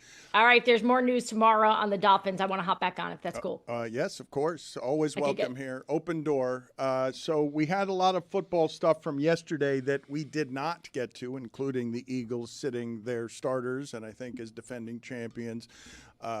I'm not going to question their decisions to rest people and try to get them healthy when they seem to know more about how to keep people healthy than all the other teams in the league because they don't lose many people to injury very often. I was watching that telecast on Sunday, and they were saying that the Washington team has more games lost to injury than any other, and that Philadelphia has been remarkable the last 2 years in terms of not losing people to injury. But among the things that happened yesterday that we just did not get to because now it's normal, Cam Little had a 67-yard field goal. Just that's what he does. So Jacksonville, there is the chance that Jacksonville against Buffalo is getting the game decided not by Trevor Lawrence or by Josh Allen, by just Jacksonville being able to get to its own 40-yard line. If Jacksonville can just get to its own 40-yard line and has a kicker that can kick 67-yard field goals, then they're in a better position than most of the teams who don't have that. Imagine if they get to the AFC Championship and they're facing Denver in Denver, and he hits like a 75-yard field goal. He'd be capable, mile high. Like, if that ends up being the difference, that he's just able to hit multiple from 70, it feels like it changes the sport. I think, well, yes. And I think the most interesting part of that, and I know we had this conversation in that Dolphin game where Mike McDaniel went for 4th and goal inside the 5 at a tie game, under 2 minutes left, he went for the touchdown, and they actually got stuffed. Like, we've had this conversation before. The most interesting part to me is, with that kicker in particular, if it's a late-game situation and maybe the Jaguars or, the team that has the football against Jacksonville is down 1 or down 2, and instead of going for a field goal, you're like, no, we kind of got to go for a touchdown here. Well, I wanted to ask you guys this question based on just how much has changed, and it's insane. College, pros, it is truly insane to see all of these people, I'm going to say in the last 5 years, realize together we've been doing it all wrong on 4th down. Do you guys remember the amount of shit that Bill Belichick got one time for going for it on 4th and 1 on the other side of the 50 Against the because Colts. he didn't want Peyton Manning to have, because he had Tom Brady. It was 4th and 1, and instead of punting, he went for it, failed, and then Peyton Manning won the game. How ridiculous does that week of conversation seem now? It was one of the stories of the year. That That Belichick's decision. that fourth and short. Check for me what yard line he was on. I'd like to remember the specific. It was like just inside the Weeks 40 of shows maybe. we did. No, Belichick got criticized so much for going for it on fourth and short with Tom Brady because he didn't want to give the ball back to Peyton Manning, because all of these coaches have realized over the last 4 years, hey, it's easier to get 10 yards with 4 downs than it is with 3. Yeah, but that used to be the hard and fast line. If you were in your own territory, you punted. Even if it was 4th and 1 at your 48. I don't think Belichick was in his own territory. He may have been. He may have been close His to own the 15. 28, 4th and 2. No, it Jeremy's wasn't his saying. own. It was wasn't his 4th and 2 from his own 28-yard line. The Patriots led Peyton Manning and the undefeated Colts by 6 points with just over 2 minutes to play. Wow. I didn't remember that as his own 28, though. That's crazy. I remember one where he was like in his own territory, and it was crazy. The whole thing has changed where all of these guys have realized, no, I'm going to bet on me. I'm going to bet on my offense. I'm going to bet on the ability to get 1, 2, or 5 yards. And largely, even given America's general allergy to math, everyone has stopped with that criticism, correct? There is now no criticism of coach who goes for it on 4th and short. That's the new normal. Everyone understands that 4th and short, the analytics now demand, just go for it. It's the smarter play. I mean, it's not absolute. But what criticism have you heard? I heard we were yelling for a little while because of Mike McDaniel on the goal line. Greg Cody did that. But largely, I don't hear very much criticism anymore of aggressive coaches on 4th and short. You can't be sitting here coaching and leading that sport where you're demanding aggression from others and then your sphincter gets too tight on 4th and short because you're afraid to lead. I think a lot of it has to do with the time on the clock. In the case of McDaniel going for it and eschewing a winning, what would have been a winning field goal in less than 2 minutes left. And by the way, in that game, the opponent did not have any timeouts left. In that case, you have to trust your defense a little bit, especially when the opponent doesn't have any timeouts. Yeah, I think the only time that it's met with criticism is like someone's, take the points. It's passing up a potential field goal in order to go for 4. That's the only time I think I'm usually pretty aggressive when it comes to that stuff, but the lack of taking the points and applying, like, what's the game flow here? The possessions are shrinking. Yeah. Take the points. That's kind of bothering me a little bit. You'd think there'd still be a coach out there, like, doing it old school. But to Dan's point, like, they're all kind of afraid now, and they go the opposite. It's like, I'm going to go over-aggressive so I don't get criticized. Probably is. There's probably still a few guys. If we were getting all of this wrong, okay, if for all of the time we've been watching football before the last 5 years, everyone had it wrong on 4th down. Given the number of young coaches having success now, given the number of Mike McDonald's that come out of, or Ben Johnsons that come out of being a coordinator and totally change the way that franchises are built, don't you think that we now have to make a movement toward understanding that the Pete Carrolls of the world are not the guys that you go to anymore? I'm not sure what you're doing there. You're applying this as if it's like some like wave of the future that is only ushered in by young guys. Pete Carroll's going for it.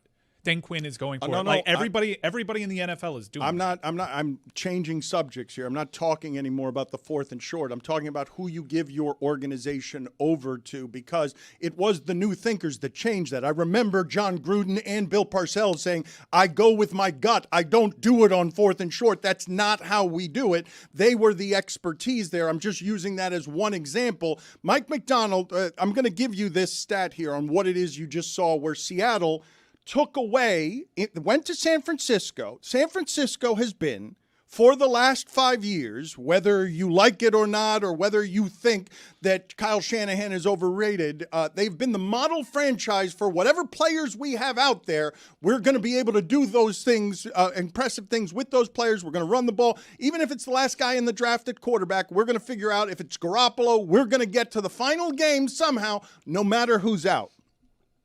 So Kyle Shanahan's the standard bearer here on new guys coming in can do it with anybody. And Mike McDonald comes in to San Francisco with the number 1 seed on the line. And Shield Kapadia writes, Sunday was the worst rushing performance for the 49ers since Kyle Shanahan became their head coach, according to Success Rate. A span of 9 years, 161 games, and no other defense had shut them down. quite like the Seahawks did. That's a 38-year-old person.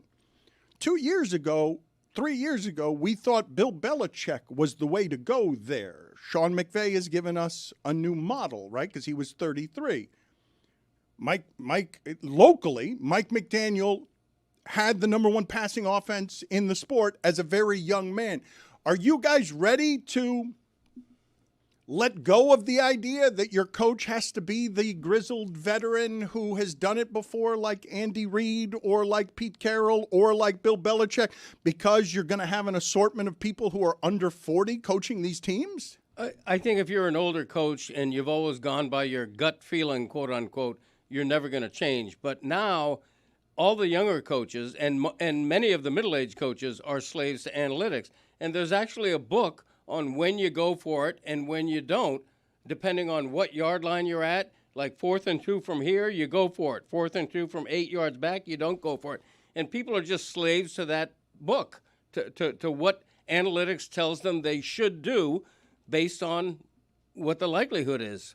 I think we're already past that. I think the Raiders Pete Carroll thing is an outlier. I think that what the Raiders were doing there, and probably Tom Brady in particular, the Raiders are such a lousy organization that I think they probably felt like, let's bring in someone who can stabilize things here. Pete Carroll. Let's also bring in Geno Smith, decent quarterback. We got him. He could stabilize things. We got Pete Carroll, could help put us in the right direction as an organization. And then 3 years from now, when we're kind of on solid footing, that's when we bring in the young head coach who's going to wind up taking over moving forward. And obviously it did not work out, but that's what I think was likely the line of thinking. But sometimes it does, even though Dianna just said Washington's evaluating what's going on there. Dan Quinn did bring stability in a time of huge transition for that franchise, and they made it to an NFC championship game, and they just got hurt. I do think situationally bringing in the grizzled veteran type does make sense for a lot of people, but I think fans have moved on. Before in the NFL coaching carousel, if one guy got fired, it wasn't all that rare to see him get another job as soon as he hit the market and just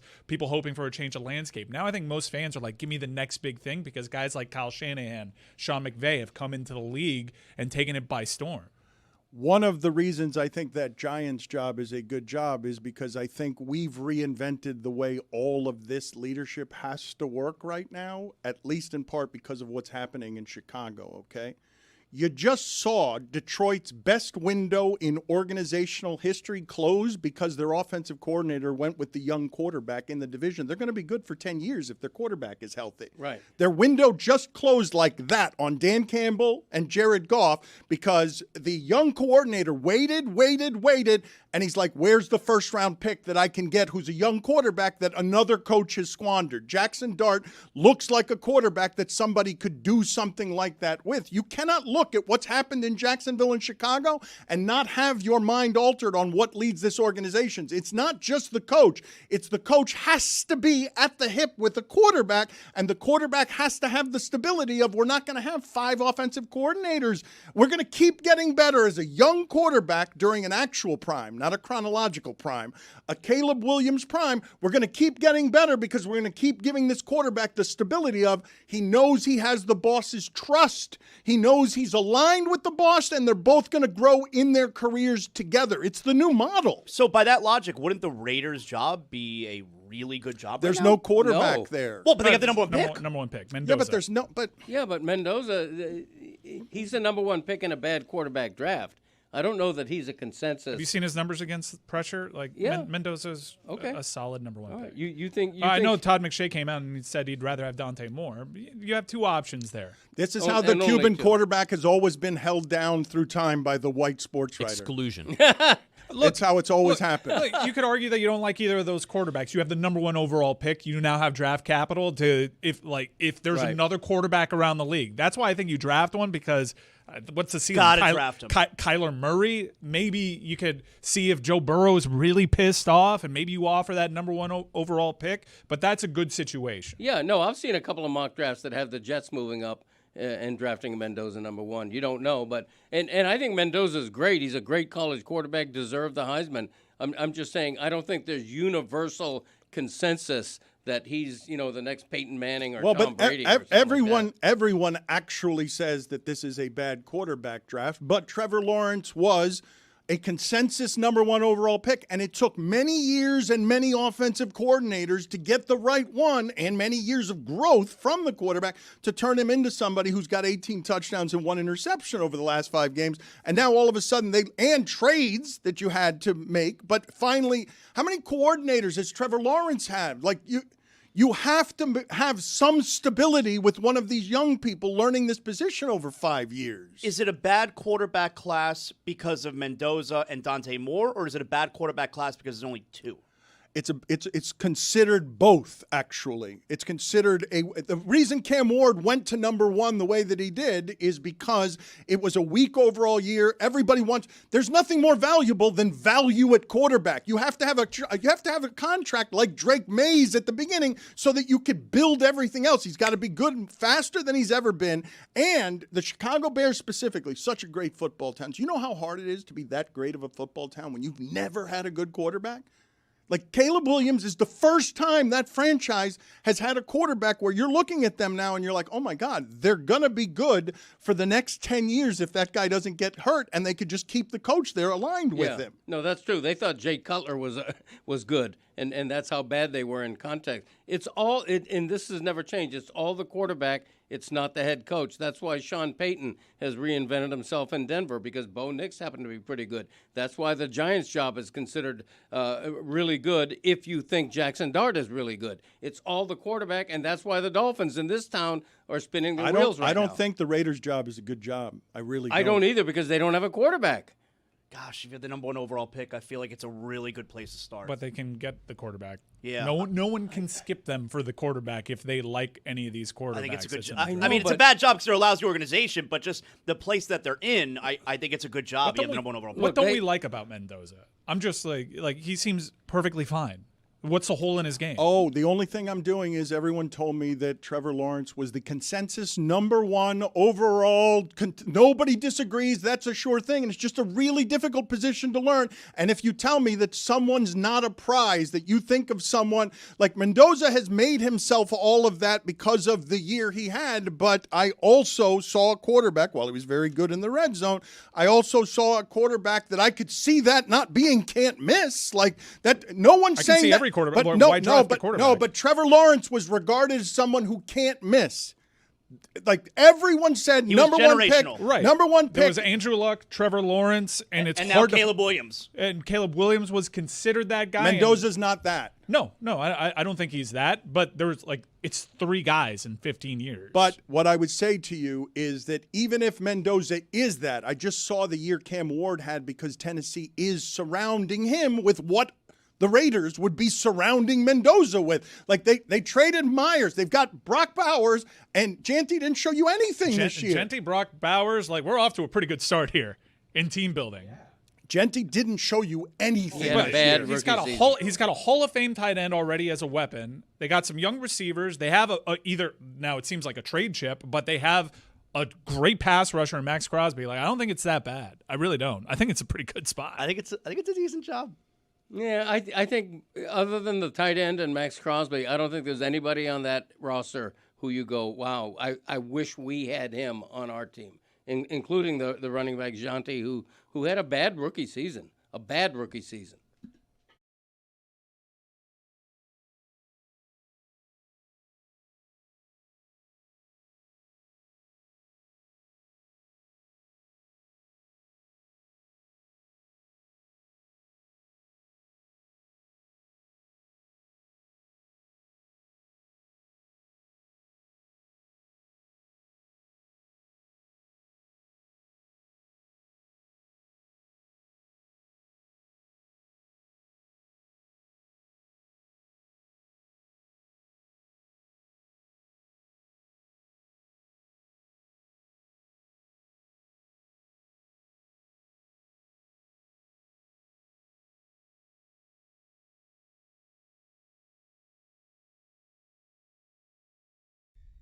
The game has changed. Weed is legal now with Stugotz and Greg Cody. I'll tell a story if it makes you feel better. Yeah. When I first took the first edible I ever took was in New York, and at the time I was breaking the law. Okay, so now you can feel good about telling your story. And the guy told me hey, just eat half of this. Mm. And so I ate half, and I waited, and I waited, and I waited, and I didn't feel anything. And he begged me just to eat half.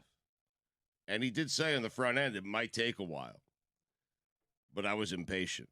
Right. Because when you smoke marijuana, you get instant gratification. And waiting an hour or two for something to kick in was not something I was familiar with. Right. So I ate another half, which became a full cookie. And 60 minutes later, I don't remember anything. I woke up the next morning on the floor in my wife's uncle's apartment because Abby had to throw me into a cab with her, and she took me home. And I was curled up in the fetal position, and I don't remember a thing after the second half of that cookie. Wow. This was last Wednesday.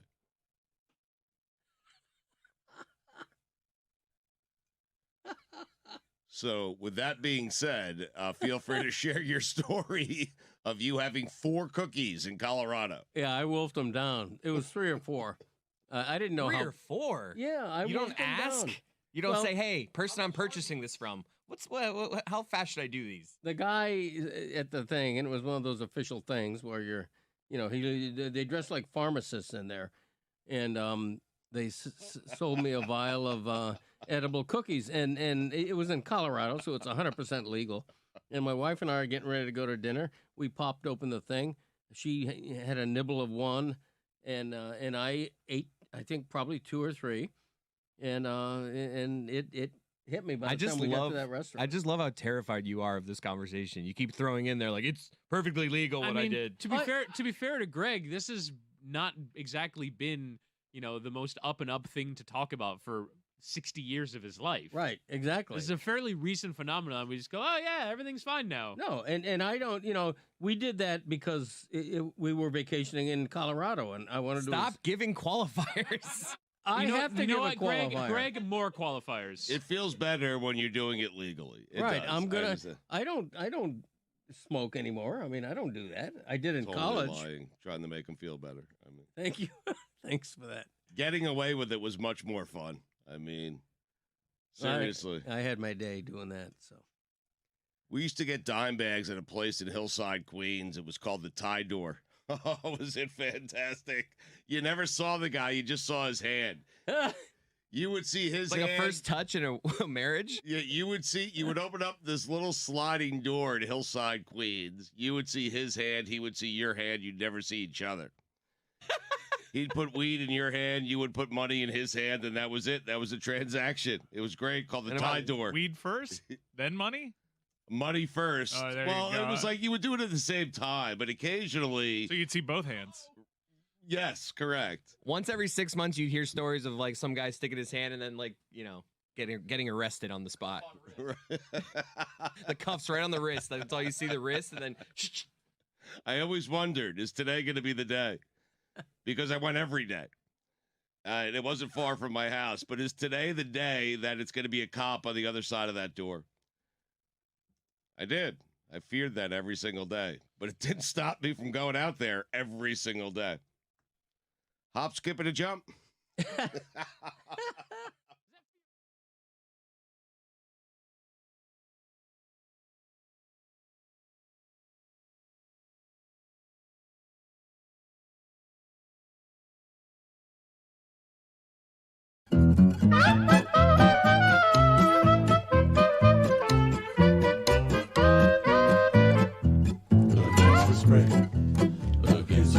Against the Spread is presented by DraftKings.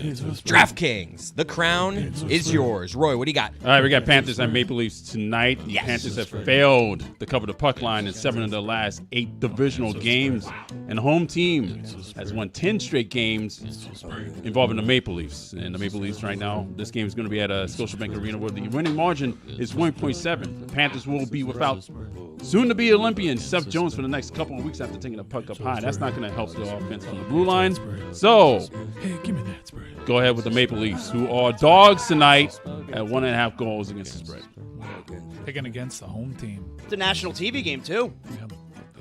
Oh, you're picking for the home team? Sorry, I wasn't paying attention. Yes. Yeah, there you go. He's picking for the team that's playing in the home game, but not Panthers our are home home team. Oh, then why are you Not confusing our me? I home heard that team. right. Well, Come on. because it's in Toronto. It's in Toronto. I understand that. What are we doing? But the Okay. Panthers Made are the me home feel like an team. idiot. They're our home team, They're but not our the home team, but they're playing in another Our country. home Yeah, no, tonight. that's what I meant. The playing in Toronto Toronto. Maple Leafs is all right.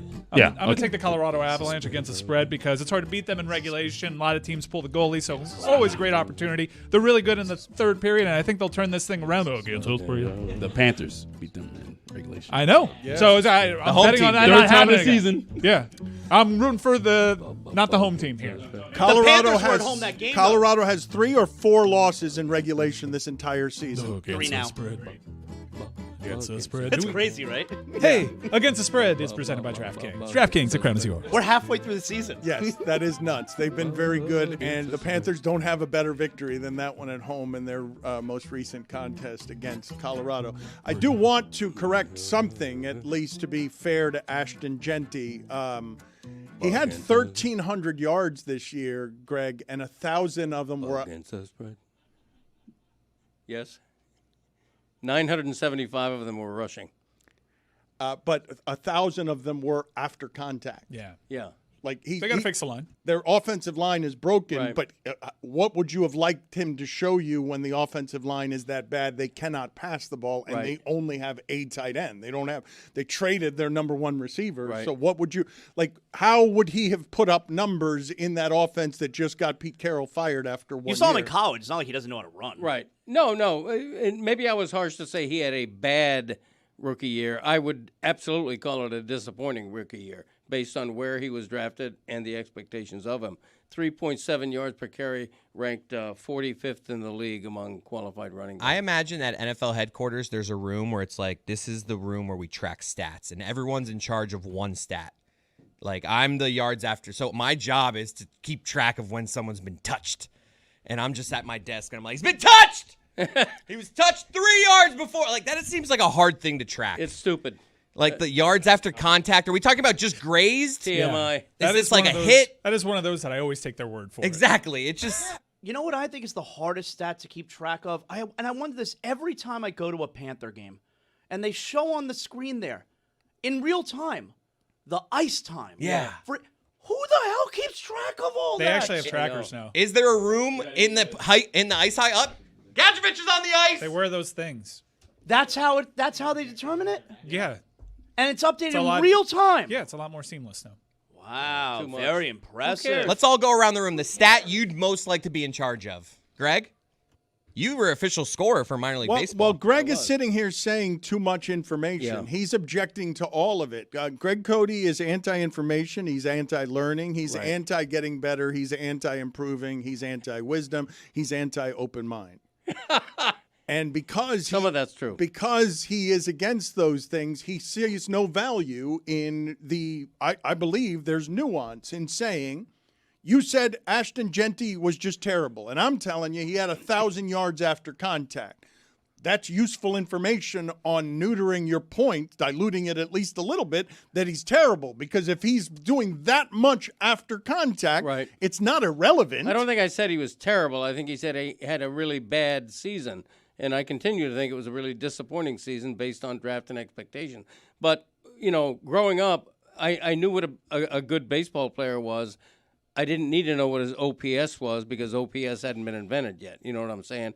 I knew a guy who could hit home runs. I didn't know that the velocity of his ball leaving the park was such and such. You think it didn't matter then, and it doesn't you matter think those now. are the same though? You think OPS, which is an excellent individual measurement of what an individual is in the batter's box, independent of his teammates, is the same as exit velocity on a home run? They're both examples of too much information. No. The first one is absolutely not. The first one, you can object to the second one if you want, but the first one. I do want. The first one, no, Greg. The first one's an accurate. do want. The first one is an accurate measurement of what a baseball player is as a hitter. It's the most accurate measurement that you can get that separates him from RBI and all the things that are dependent on teammates. When we break down Ashton Genty, what we're doing there is we're not able to separate him from his teammates. His offensive line was terrible. Geno Smith, come on, guys. You saw what Geno Smith was in Seattle. Look at what he was this year. Look at what Kenny Pickett was when he got out there.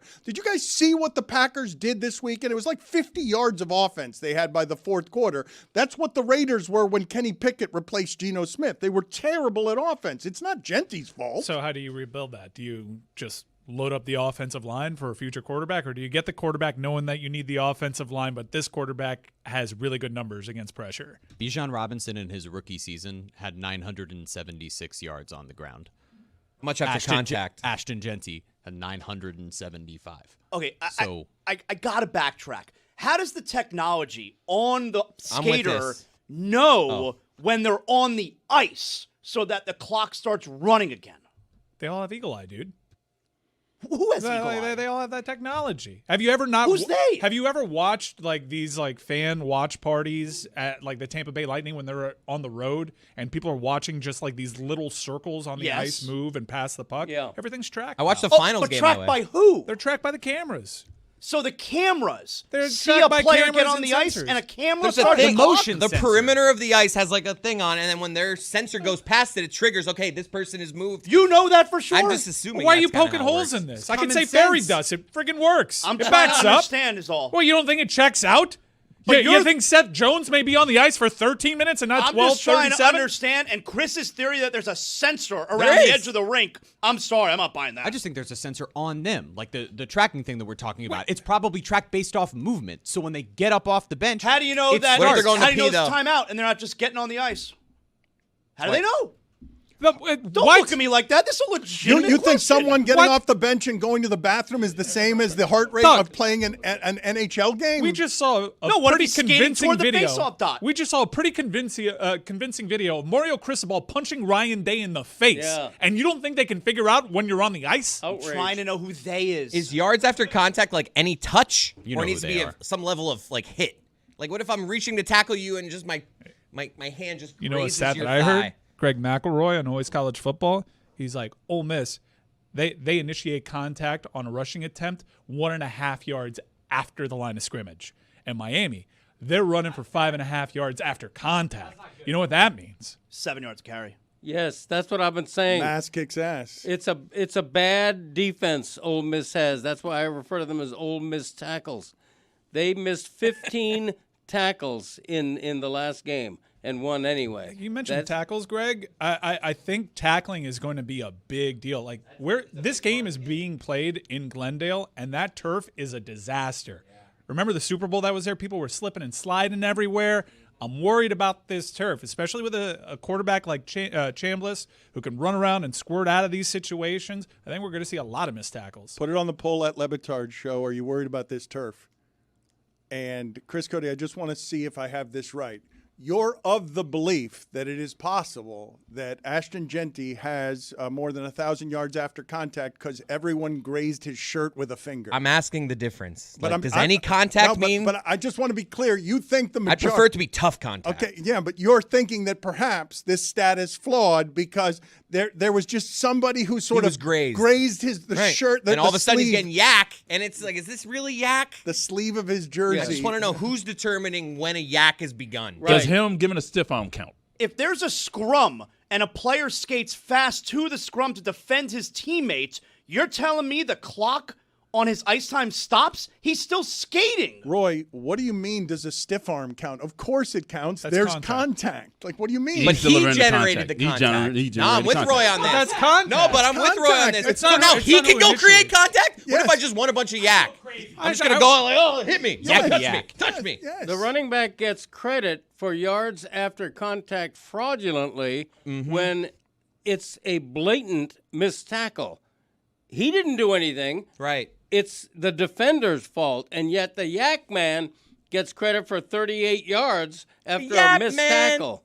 By the way, to answer Zaslow's question, the game clock would stop. So But yep. time on the ice would stop. I got a lot of questions about this ice time. You do, so do we, but I have to move on to other subjects like Snoop Dogg calling a game. I have said before that I believe that Snoop Dogg in my lifetime is the most amazing spokesperson history that I have seen. Somebody going from murder trial and an assortment of things that over the first 30 years of his life might not have turned into media spokesman and sponsorship opportunities. Here's Snoop Dogg doing the color commentary on a game involving Steve Kerr, and Steve Kerr yelling at the referees during Clippers and Warriors last night. The Clippers end up beating the Warriors by 1 last night. Uh-oh, Steve, don't get thrown out. Get him out of there. Get him out of there. Back him up, GP. Back him up. Steve ready to fire on him. He's already gone. Steve banging Inglewood right now. Inglewood, get him, Steve. You in Inglewood, Steve. The Arizona Wildcat that came out and look at it. Just missing Lamar Thomas shouting, "We ready." That is a classic callback right there. For those of you who do not know, see if you can find the "We Ready" sound. This was an amazing thing to listen to a broadcast. See if you can find all of it, Chris. It might not be easy. It was an FIU-Miami brawl, and in the broadcast booth, Lamar Thomas, former Hurricane, started inciting more and more brawl and then never got another broadcasting job after this. Now the Metro-Dade police trying to restore order. And that's what I'm talking about. You come into our house, you should get your behind kicked. You don't come in the OB playing that stuff. You across the ocean over there. You across the city. You can't come over to our place talking noise like that. You get your butt beat. I was about to go down the elevator and get in that thing. You know, I say why don't they just meet outside in the tunnel after the ball game and get it on some more. You don't come into the OB, baby. We've had it down a couple years, but you don't come in here talking smack. Not in our house. You know what we be saying right now? We ready. We ready. Did Lamar Thomas ever get a broadcasting job after being fired right after that? Well, I think he might have gotten some broadcasting job. Play-by-play guy there? Do you remember? I do not. Jason Slotkin. Thank you. That was a real flex by you, a weird flex by you. I want to get to something here because Zaslow, not a lot of people know this, and I'm going to betray him some here. He can be a bit of a thief when it comes to trying to steal, like, for example, the spotlight from an Evan Cohen, for example, because I will get to this with Zaslow in a second, but Evan Cohen was doing one of these bowl games. I'm going to say... Boca Bowl, Bush's Boca Bowl. Okay, the Boca Bowl. It was Louisville against... Toledo? Nailed it. Right? All right, so there was a brawl in the game on the sidelines, and I believe Evan Cohen, a rising star in this business, I believe that Evan Cohen did what passes for the closest thing that sports will ever have to war correspondent reporting, because Evan Cohen was in the middle of true chaos. There was a fight on the sidelines, and Evan Cohen, over 10 minutes, I was listening to this broadcast, he did not have a hiccup as I thought he was being pepper sprayed, and I thought the police were hitting him with batons, but he was totally relaxed in the middle of what appeared to be a giant brawl in Boca. Evan is right in the middle of that scrum. Evan, what do you got? Carlin, this is ugly. It looked, from my vantage point, like almost like a Louisville player was stomping on a Toledo player because one of the Toledo players was punching another Louisville player to a point that multiple police officers literally had to get in the middle of this. I'm counting on the field. Let's see, 1, 2, 3, 4, 5, 6, 7, 8, 9 different police officers, 10 different police officers on the field. Guys, this was an absolute melee. I am stunned that there were no ejections. Evan, let's talk a little more about this. How has that happened? Chris and Freddie, there's just no way the refs saw it. Because of where they were on the field. I'm literally looking at the bench, and the Louisville mascot right now has the guy's crutches on the sidelines. There's just no way the refs saw everything that we saw. Down to Evan Cohen with more. Guys, I count in front of me, I am standing at the 15-yard line or so on the Louisville sideline. 14 police officers, rough count. I talked to one of them. I said, how is there only 2 penalties? Did you see more? Could the refs have seen it? He said there were definitely some things, probably should have been more. Some things is what the police officer said. Not an official statement. I'm just saying my conversation with the officer on the sideline. I want you to imagine my confusion, okay? Just listening on the radio, hearing this report, okay? There are police officers all over the field. Refs didn't see anything. And the mascot has one of the guy's crutches. And this is a Tuesday at 11:45. He asked the cop why there were only 2 penalties. Right. And then quoted the cop as saying the refs definitely missed some more stuff. What could the things have been? The cop said there were some things. Mascot took crutches? Something else. What a Bush's Baked Bean Boca Bowl. You can't use the number 14 and then use the phrase rough count. If you're going to say rough count, Right. you got to make it 15. 10 or 15, Yeah. right? Right. Round number. Yeah. Well, he's just allowing for the idea that he might have missed a cop or two. No, but it's like saying, there's 5 billion grains of sand on the beach, rough count. You just can't say that. You got to be specific. I think it's important that from that reporting you find the way to criticize because you would have done it so much better. I would have said 15 is a rough count. What if there were only 14? Well, then you say exactly 14. Well, ballpark. The main question we had back here is why were you listening to that? Yeah. Oh, I love listening to You do. I love listening. No. You had the 6.5. It's your strangest quirk. I love listening to college football on the radio, at least in part. Now, this was an ESPN. No, driving around. This was an ESPN broadcast. But the reason it was a Wednesday afternoon. The reason I love listening to college football in the car is because invariably somebody is selling furniture. The local furniture store is sponsoring the 20-yard line, and I want to be amused by the number of sponsorships that they try to keep radio alive with by selling the holy hell out of the Toledo-Louisville game. And also, I had Louisville in that one, and they didn't cover. It's an amazing endorsement. Dan, why do you listen to college football? I love the endorsements. The local... All our salespeople just perked up. I love the sponsors. Hold up. It's like you love them over there. We found the lane. Get me Mike Ryan's call of the final play of the Duke-Miami game that had 75 laterals in it, because I thought the funniest thing that was in that entire broadcast was Mike Ryan making fun of what Joe Zagacki has to do with the last 40 yards of a touchdown. Paying homage, Dan. Right, that's We're what not I meant. making fun of That's the what I legendary meant. Do Joe you know Zagacki. for sure that Joe Zagacki has heard this? Has he heard this? I think he's heard this. I don't know for sure though. I think so. So it's Come on, it's a legendary clip. I don't know What if are we doing? I don't know if Greg Cody has heard this. Have you heard Mike Ryan's call of the end? It was a very controversial end. There were a lot of penalties that were not called. Speaking of referees not seeing things, there were 14 police officers on the field during all of these laterals, and nothing was seen from all the Miami cheating. Miami ends up winning against Duke. Here is the call. 27-24, squib kick. Just fall down on it or whatever. No, they're going to try the lateral. Pass it to the other side of the field. This never works. Caught by Cornelder. Pitches it back to Jaquan Johnson at the Miami 30. Delaying the inevitable. Looking for a block. Pitches it backwards. As many laterals now as BS pass interference penalties on that last drive. Walton now pitches it back to Johnson. Guess we're going to keep going with this. Toss it back. Here comes another pitch. Cornelder has it. Throws it back to the Plumbers' 9-1-1 goal line. Dallas Crawford looking for a block. Gets one. Definitely not a block in the back. He throws it across to the 30 to Cornelder. Big legal block. He's got it to the 40. Cornelder crossing El Palacio de los Jugos midfield. Cornelder speeding now to the 40. Speeding ticket, FakeHoward.com. Helder now dashing down the Dandy Bear sideline. So what, your kid has ringworm. Dandy Bear. Helder inside the Gus Machado red zone. Cornelder, he's at the 10. He's at the 5. Lindy, Eric, Scotty, Mike, Miami, Seaquarium, touchdown!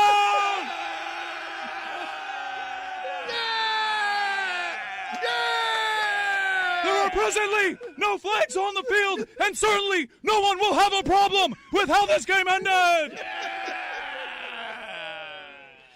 Oh, wait, we don't speak English, so everyone hates us. Mike Greenberg the next day called for the ACC to reverse the decision. Yeah, I made Jamel Hill apologize on our show. She demanded that we forfeit. For Mike, I imagine you listening to that is what it felt like for the Beatles when they finished Abbey Road and they were listening back in the studio and they were like, yeah, we did it. Yeah, only that was live. It's pretty amazing. It's a masterpiece. So it's more impressive. Masterpiece. That and Mel Kiper Jr. breaking down divas live, that was also very So more difficult. impressive than Abbey Road, just so we can get Yes, that. because Okay. it was live. Got it. They definitely rehearsed Abbey Road before they put it out. That's a good point. Speaking of masterpieces, the Greg Cody Show featuring Greg Cody With yep. Thank you. has an excellent conceit in the most recent episode, which is the top 50 catchphrases ranked of all time that Greg Cody has. And I did not realize there were 50. I was told that they've winnowed it down from more than 100. And I simply cannot believe that there would be this many. I could come up with a top 10 list of the catchphrases I have heard him say since we dined in the Herald eating area about 40 years ago. But I cannot come up with 50, absolutely not. Can you give us some hints as to what example, like number 50 is? We're doing two at a time. So this week, we started the list. We unveiled number 50 and 49 of the top 50 Greg Cody catchphrases of all time. What is the occasion to do this? There's really not an occasion. Narcissism it sells for us. Yes. It's just, whenever we do total shit like this. self-involvement. It's just him being able to celebrate him. Well, people over the years have told me I have a lot of catchphrases. Many have been popularized on this show, some on my own podcast, some in just everyday life. For example, 50 and 49 are totally different. One is something I've said my entire life, which I'll tell you what it is. It's I'm fuller than Vern Fuller. Wow, giving away the goods. Yeah, but I won't say what number 49 is, but number 49 was something Yeti had never even heard of, but was very special That's to... number 50. Fuller than Vern Fuller my entire life, anytime he's full. Why just two per episode? Yeah, two per episode. I mean, We don't 25 wanna weeks? overload- We're trying to we don't build... wanna overload. 25 drag weeks. this thing out, Roy. Oh, Yeah, Jesus. It's TSL. It's only like a couple of minutes per episode. It's not like we're doing an entire podcast on announcing. You'll two have to phrases. forgive my ignorance. Who is Vern Fuller? Vern Fuller was a Cleveland Indians utility infielder from the 1960s. He can say that. With a career batting average of about 230. What's but OPS? I have no idea. Didn't have a Did he back then. just nail his batting average? 232 career batting average. Yeah, That's thank you. amazing. Describe the logo he wore. Here's the problem with OPS. OPS. Here we go. We're back on this. Okay, for the love of God. somebody who's on base a lot but isn't a slugger has a low OPS. Somebody who's a slugger but his on base percentage isn't good, he has a low OPS. So let's not act like OPS is everything. But Vern Fuller was the only baseball player at the time with the last name Fuller. And so I'm fuller than Vern Fuller was a natural, and it just happens to be something that I've said my entire life. A natural. Yeah. Thank you. What was number 49? Yeah, since just you give it to us, already Dad. revealed it on your podcast, The Greg Cody Show, featuring Greg Cody. It's not a reveal. With. You can embargo the other 48 if you Should want. I do it, Christopher? It's already out. Yeah, but Dan, we want people from this audience that haven't listened. But isn't there But a that's whole what the rest other of the show? 24 Yeah, of episodes are course. going to be 4. Yeah. In fact, I addressed my team after the championship We loss also have that. and announced the firing of See, Kurt we're giving away Cartwheel. all the goods here. No, honestly, I'm listening to it now. Right now. I'm leaving. What is number 49? All right, just give it that. Okay, number 49 is Where's My Click Click? Loaded. And That's when I was a child, when he's in the car with someone and he wants them to buckle up, it's, where's my click, click? And then once the person buckles up, he goes, there's my click, click. Like the suntan commercial? the what? Yeah, like she has short shorts. Yeah. Oh, okay. I guess it is in that realm. But click, click, I've been saying since Christopher and Michael were And he even started saying it to toddlers. my daughter. My daughter knows where's my click, click. Yeah. Greg, you're having an all-timer. All I need is a back in my day, and we're hanging the Nah, jersey. Do you have one? Don't get crazy. You have one? Is it Tuesday? Yes. Yeah. That hasn't worked in months. Of course I do. You What? You, Yes. you have one? It's Tuesday. You have one. This is gaslighting. Is it ready? Yeah. All why right. not? What? You have one? Yes. Oh, No, God. like for Gotta real? find the imaging. Yeah, why wouldn't I? Find Dust that off. Get the cobwebs off of it. See whatever. Wait, is this a joke? No, I have one. Oh, he's got a piece You of have paper in his pieces hand. of He's paper. messing with us, I- guys. I- This has to be a bit. This is your first I have one in a year. Myriad pieces More of than a paper year. here. Holy shit. But I do have to leave right after this back in my day. It's of course definitely you do. more than a year. I could tell you I've never been in studio with him doing it back in my day. Wow. Neither have Never I. been here. How about that? Where's my click click? It's something that is only uttered in his car. Where's my click click? How does that get to be a catchphrase? It reminds me to There's buckle up. Oh, I my gotta click, buckle up. That's click. right. Where's my imaging?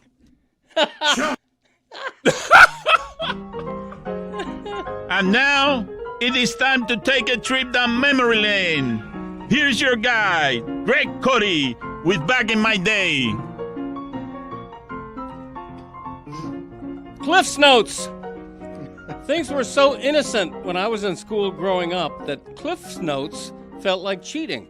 We didn't know our benefactor or would have personally thanked founder Clifton Hillegas, who took out a $4,000 loan in a Lincoln, Nebraska basement in 1958, invented and produced Cliff's Notes. The brand launched with 16 summaries of Shakespearean plays. Perfect. No high school teen on earth wanted to slog through the turgid prose of Romeo and Juliet, but we all had to feign interest for the grade. Kids a generation earlier had to actually read Shakespeare or hit the set of encyclopedias to find old Bill right there between Shakers, the religion, and Shale, the rock. Us, we bought Cliff's Notes, breezed through the summary, and from that vomited a quick report. Boom! B+. Cliff's Notes was the academic equivalent of Rosie Ruiz running a marathon. Only these shortcuts and cut corners were perfectly legal, accepted even.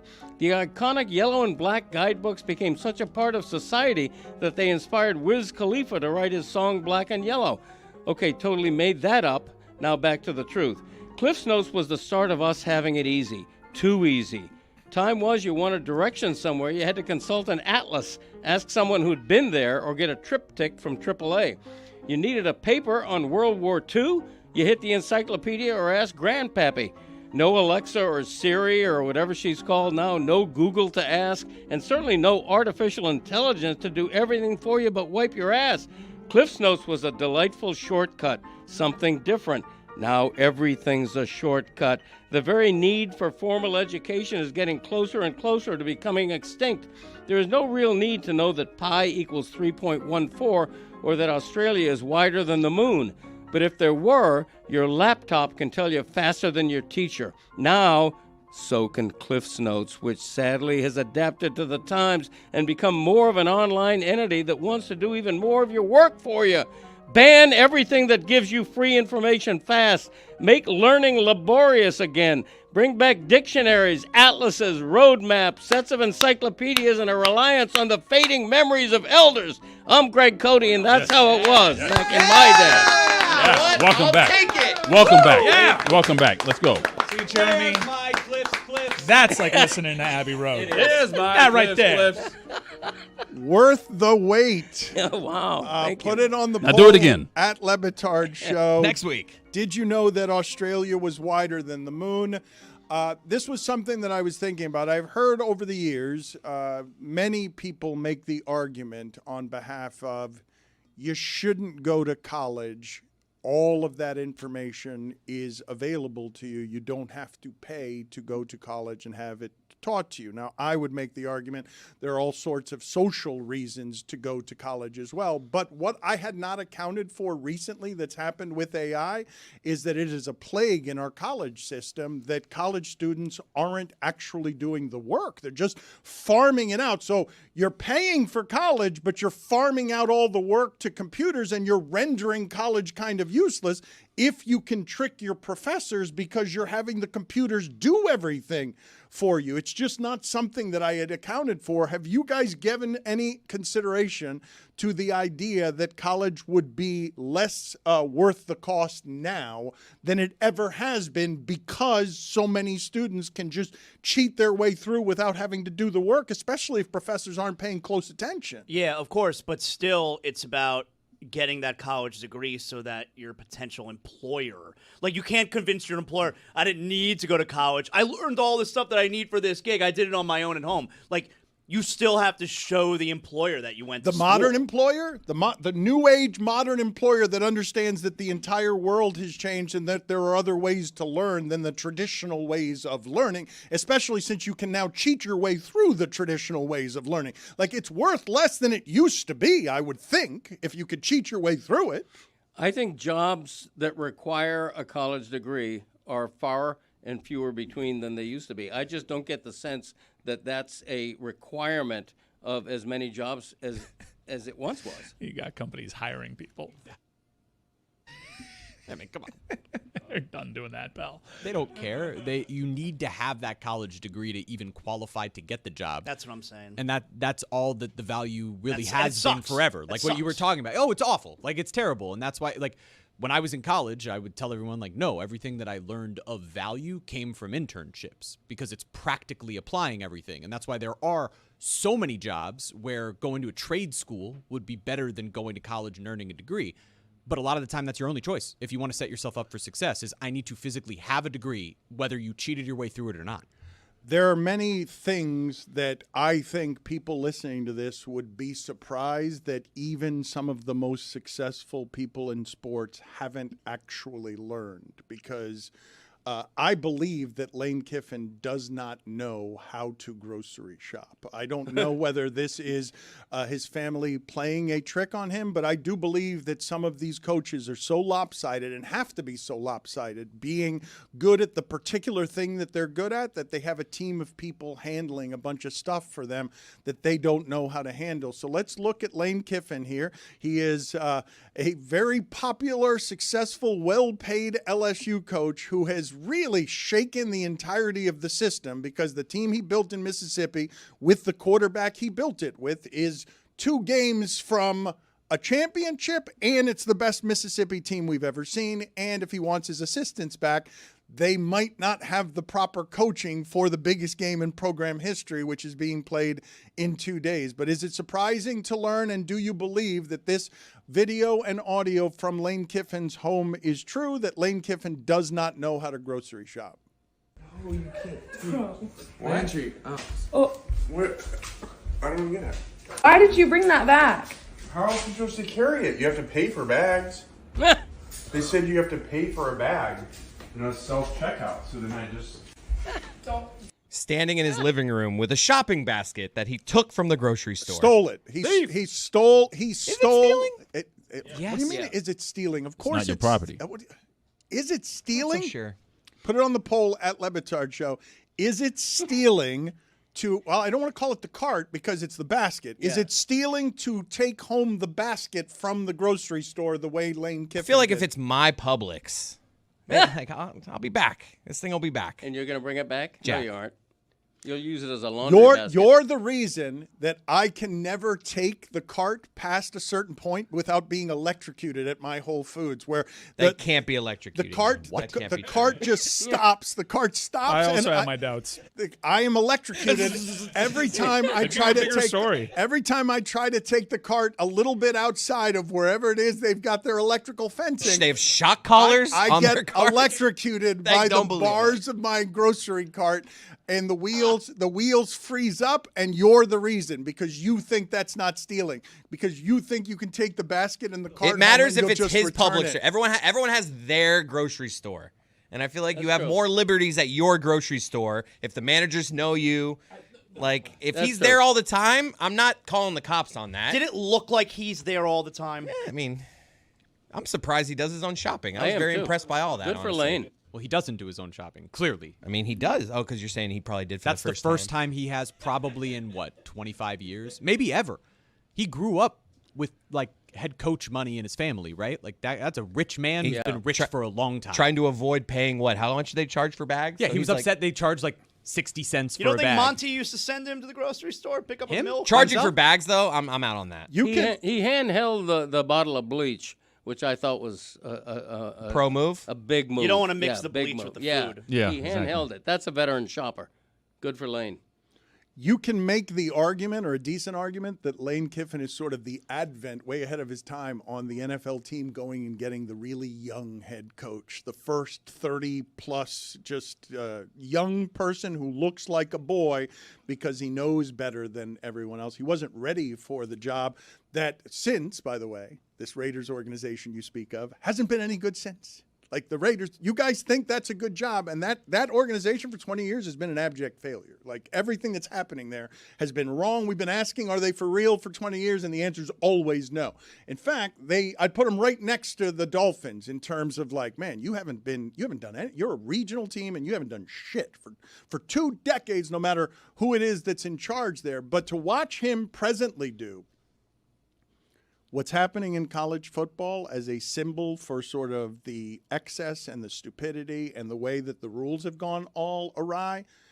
To me, it won't dilute Miami winning a championship, but having this kind of business around college football where 30% of the players are in the portal and a coach can do this to the biggest game in program history, where it's like you don't know if these kids are going to have their coaches available in a way that's attentive because Lane Kiffin had to job jump. I find it fairly amazing that we live in a time where we're watching this shit happen, where a salary for a quarterback can be $3 million, 30% of the players are in the portal, and the coach at the front of it, the hood ornament on it, is a total mercenary. This is one of the biggest college football stories of our time. Heather Dinich, by the way, reported that Charlie Weiss Jr. and Kevin Smith will be a part of the Ole Miss staff. I can't imagine how difficult this is to balance for those coaches that are still there, for the coaches that are traveling back and forth, and to the players who this is totally unfair for.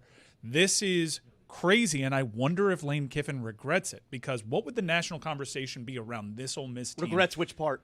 If Ole Miss still had Lane Kiffin. Because he left for a job that he felt like he would have a better opportunity to win a title at. They're 2 games from a national title. And the way that company Northeast in Bristol operates, all the credit would be going to Lane Kiffin. Oh, yeah. All the credit would be going to Lane Kiffin. Now, he's still part of the story in his own Lane Kiffin type of way, but he is not the story. In fact, he is the adversity facing these kids and Pete Golding, and I think he regrets it. Episode of the Alley-Oop, we give Devin Booker his flowers. Is he maybe the most underrated guard in the NBA right now? Yes, sir, and we also give Dylan Brooks his flowers, and my sister tries to get canceled. Follow her right now on blackplanet.com/Trista preemptively. Lock in. Lock in.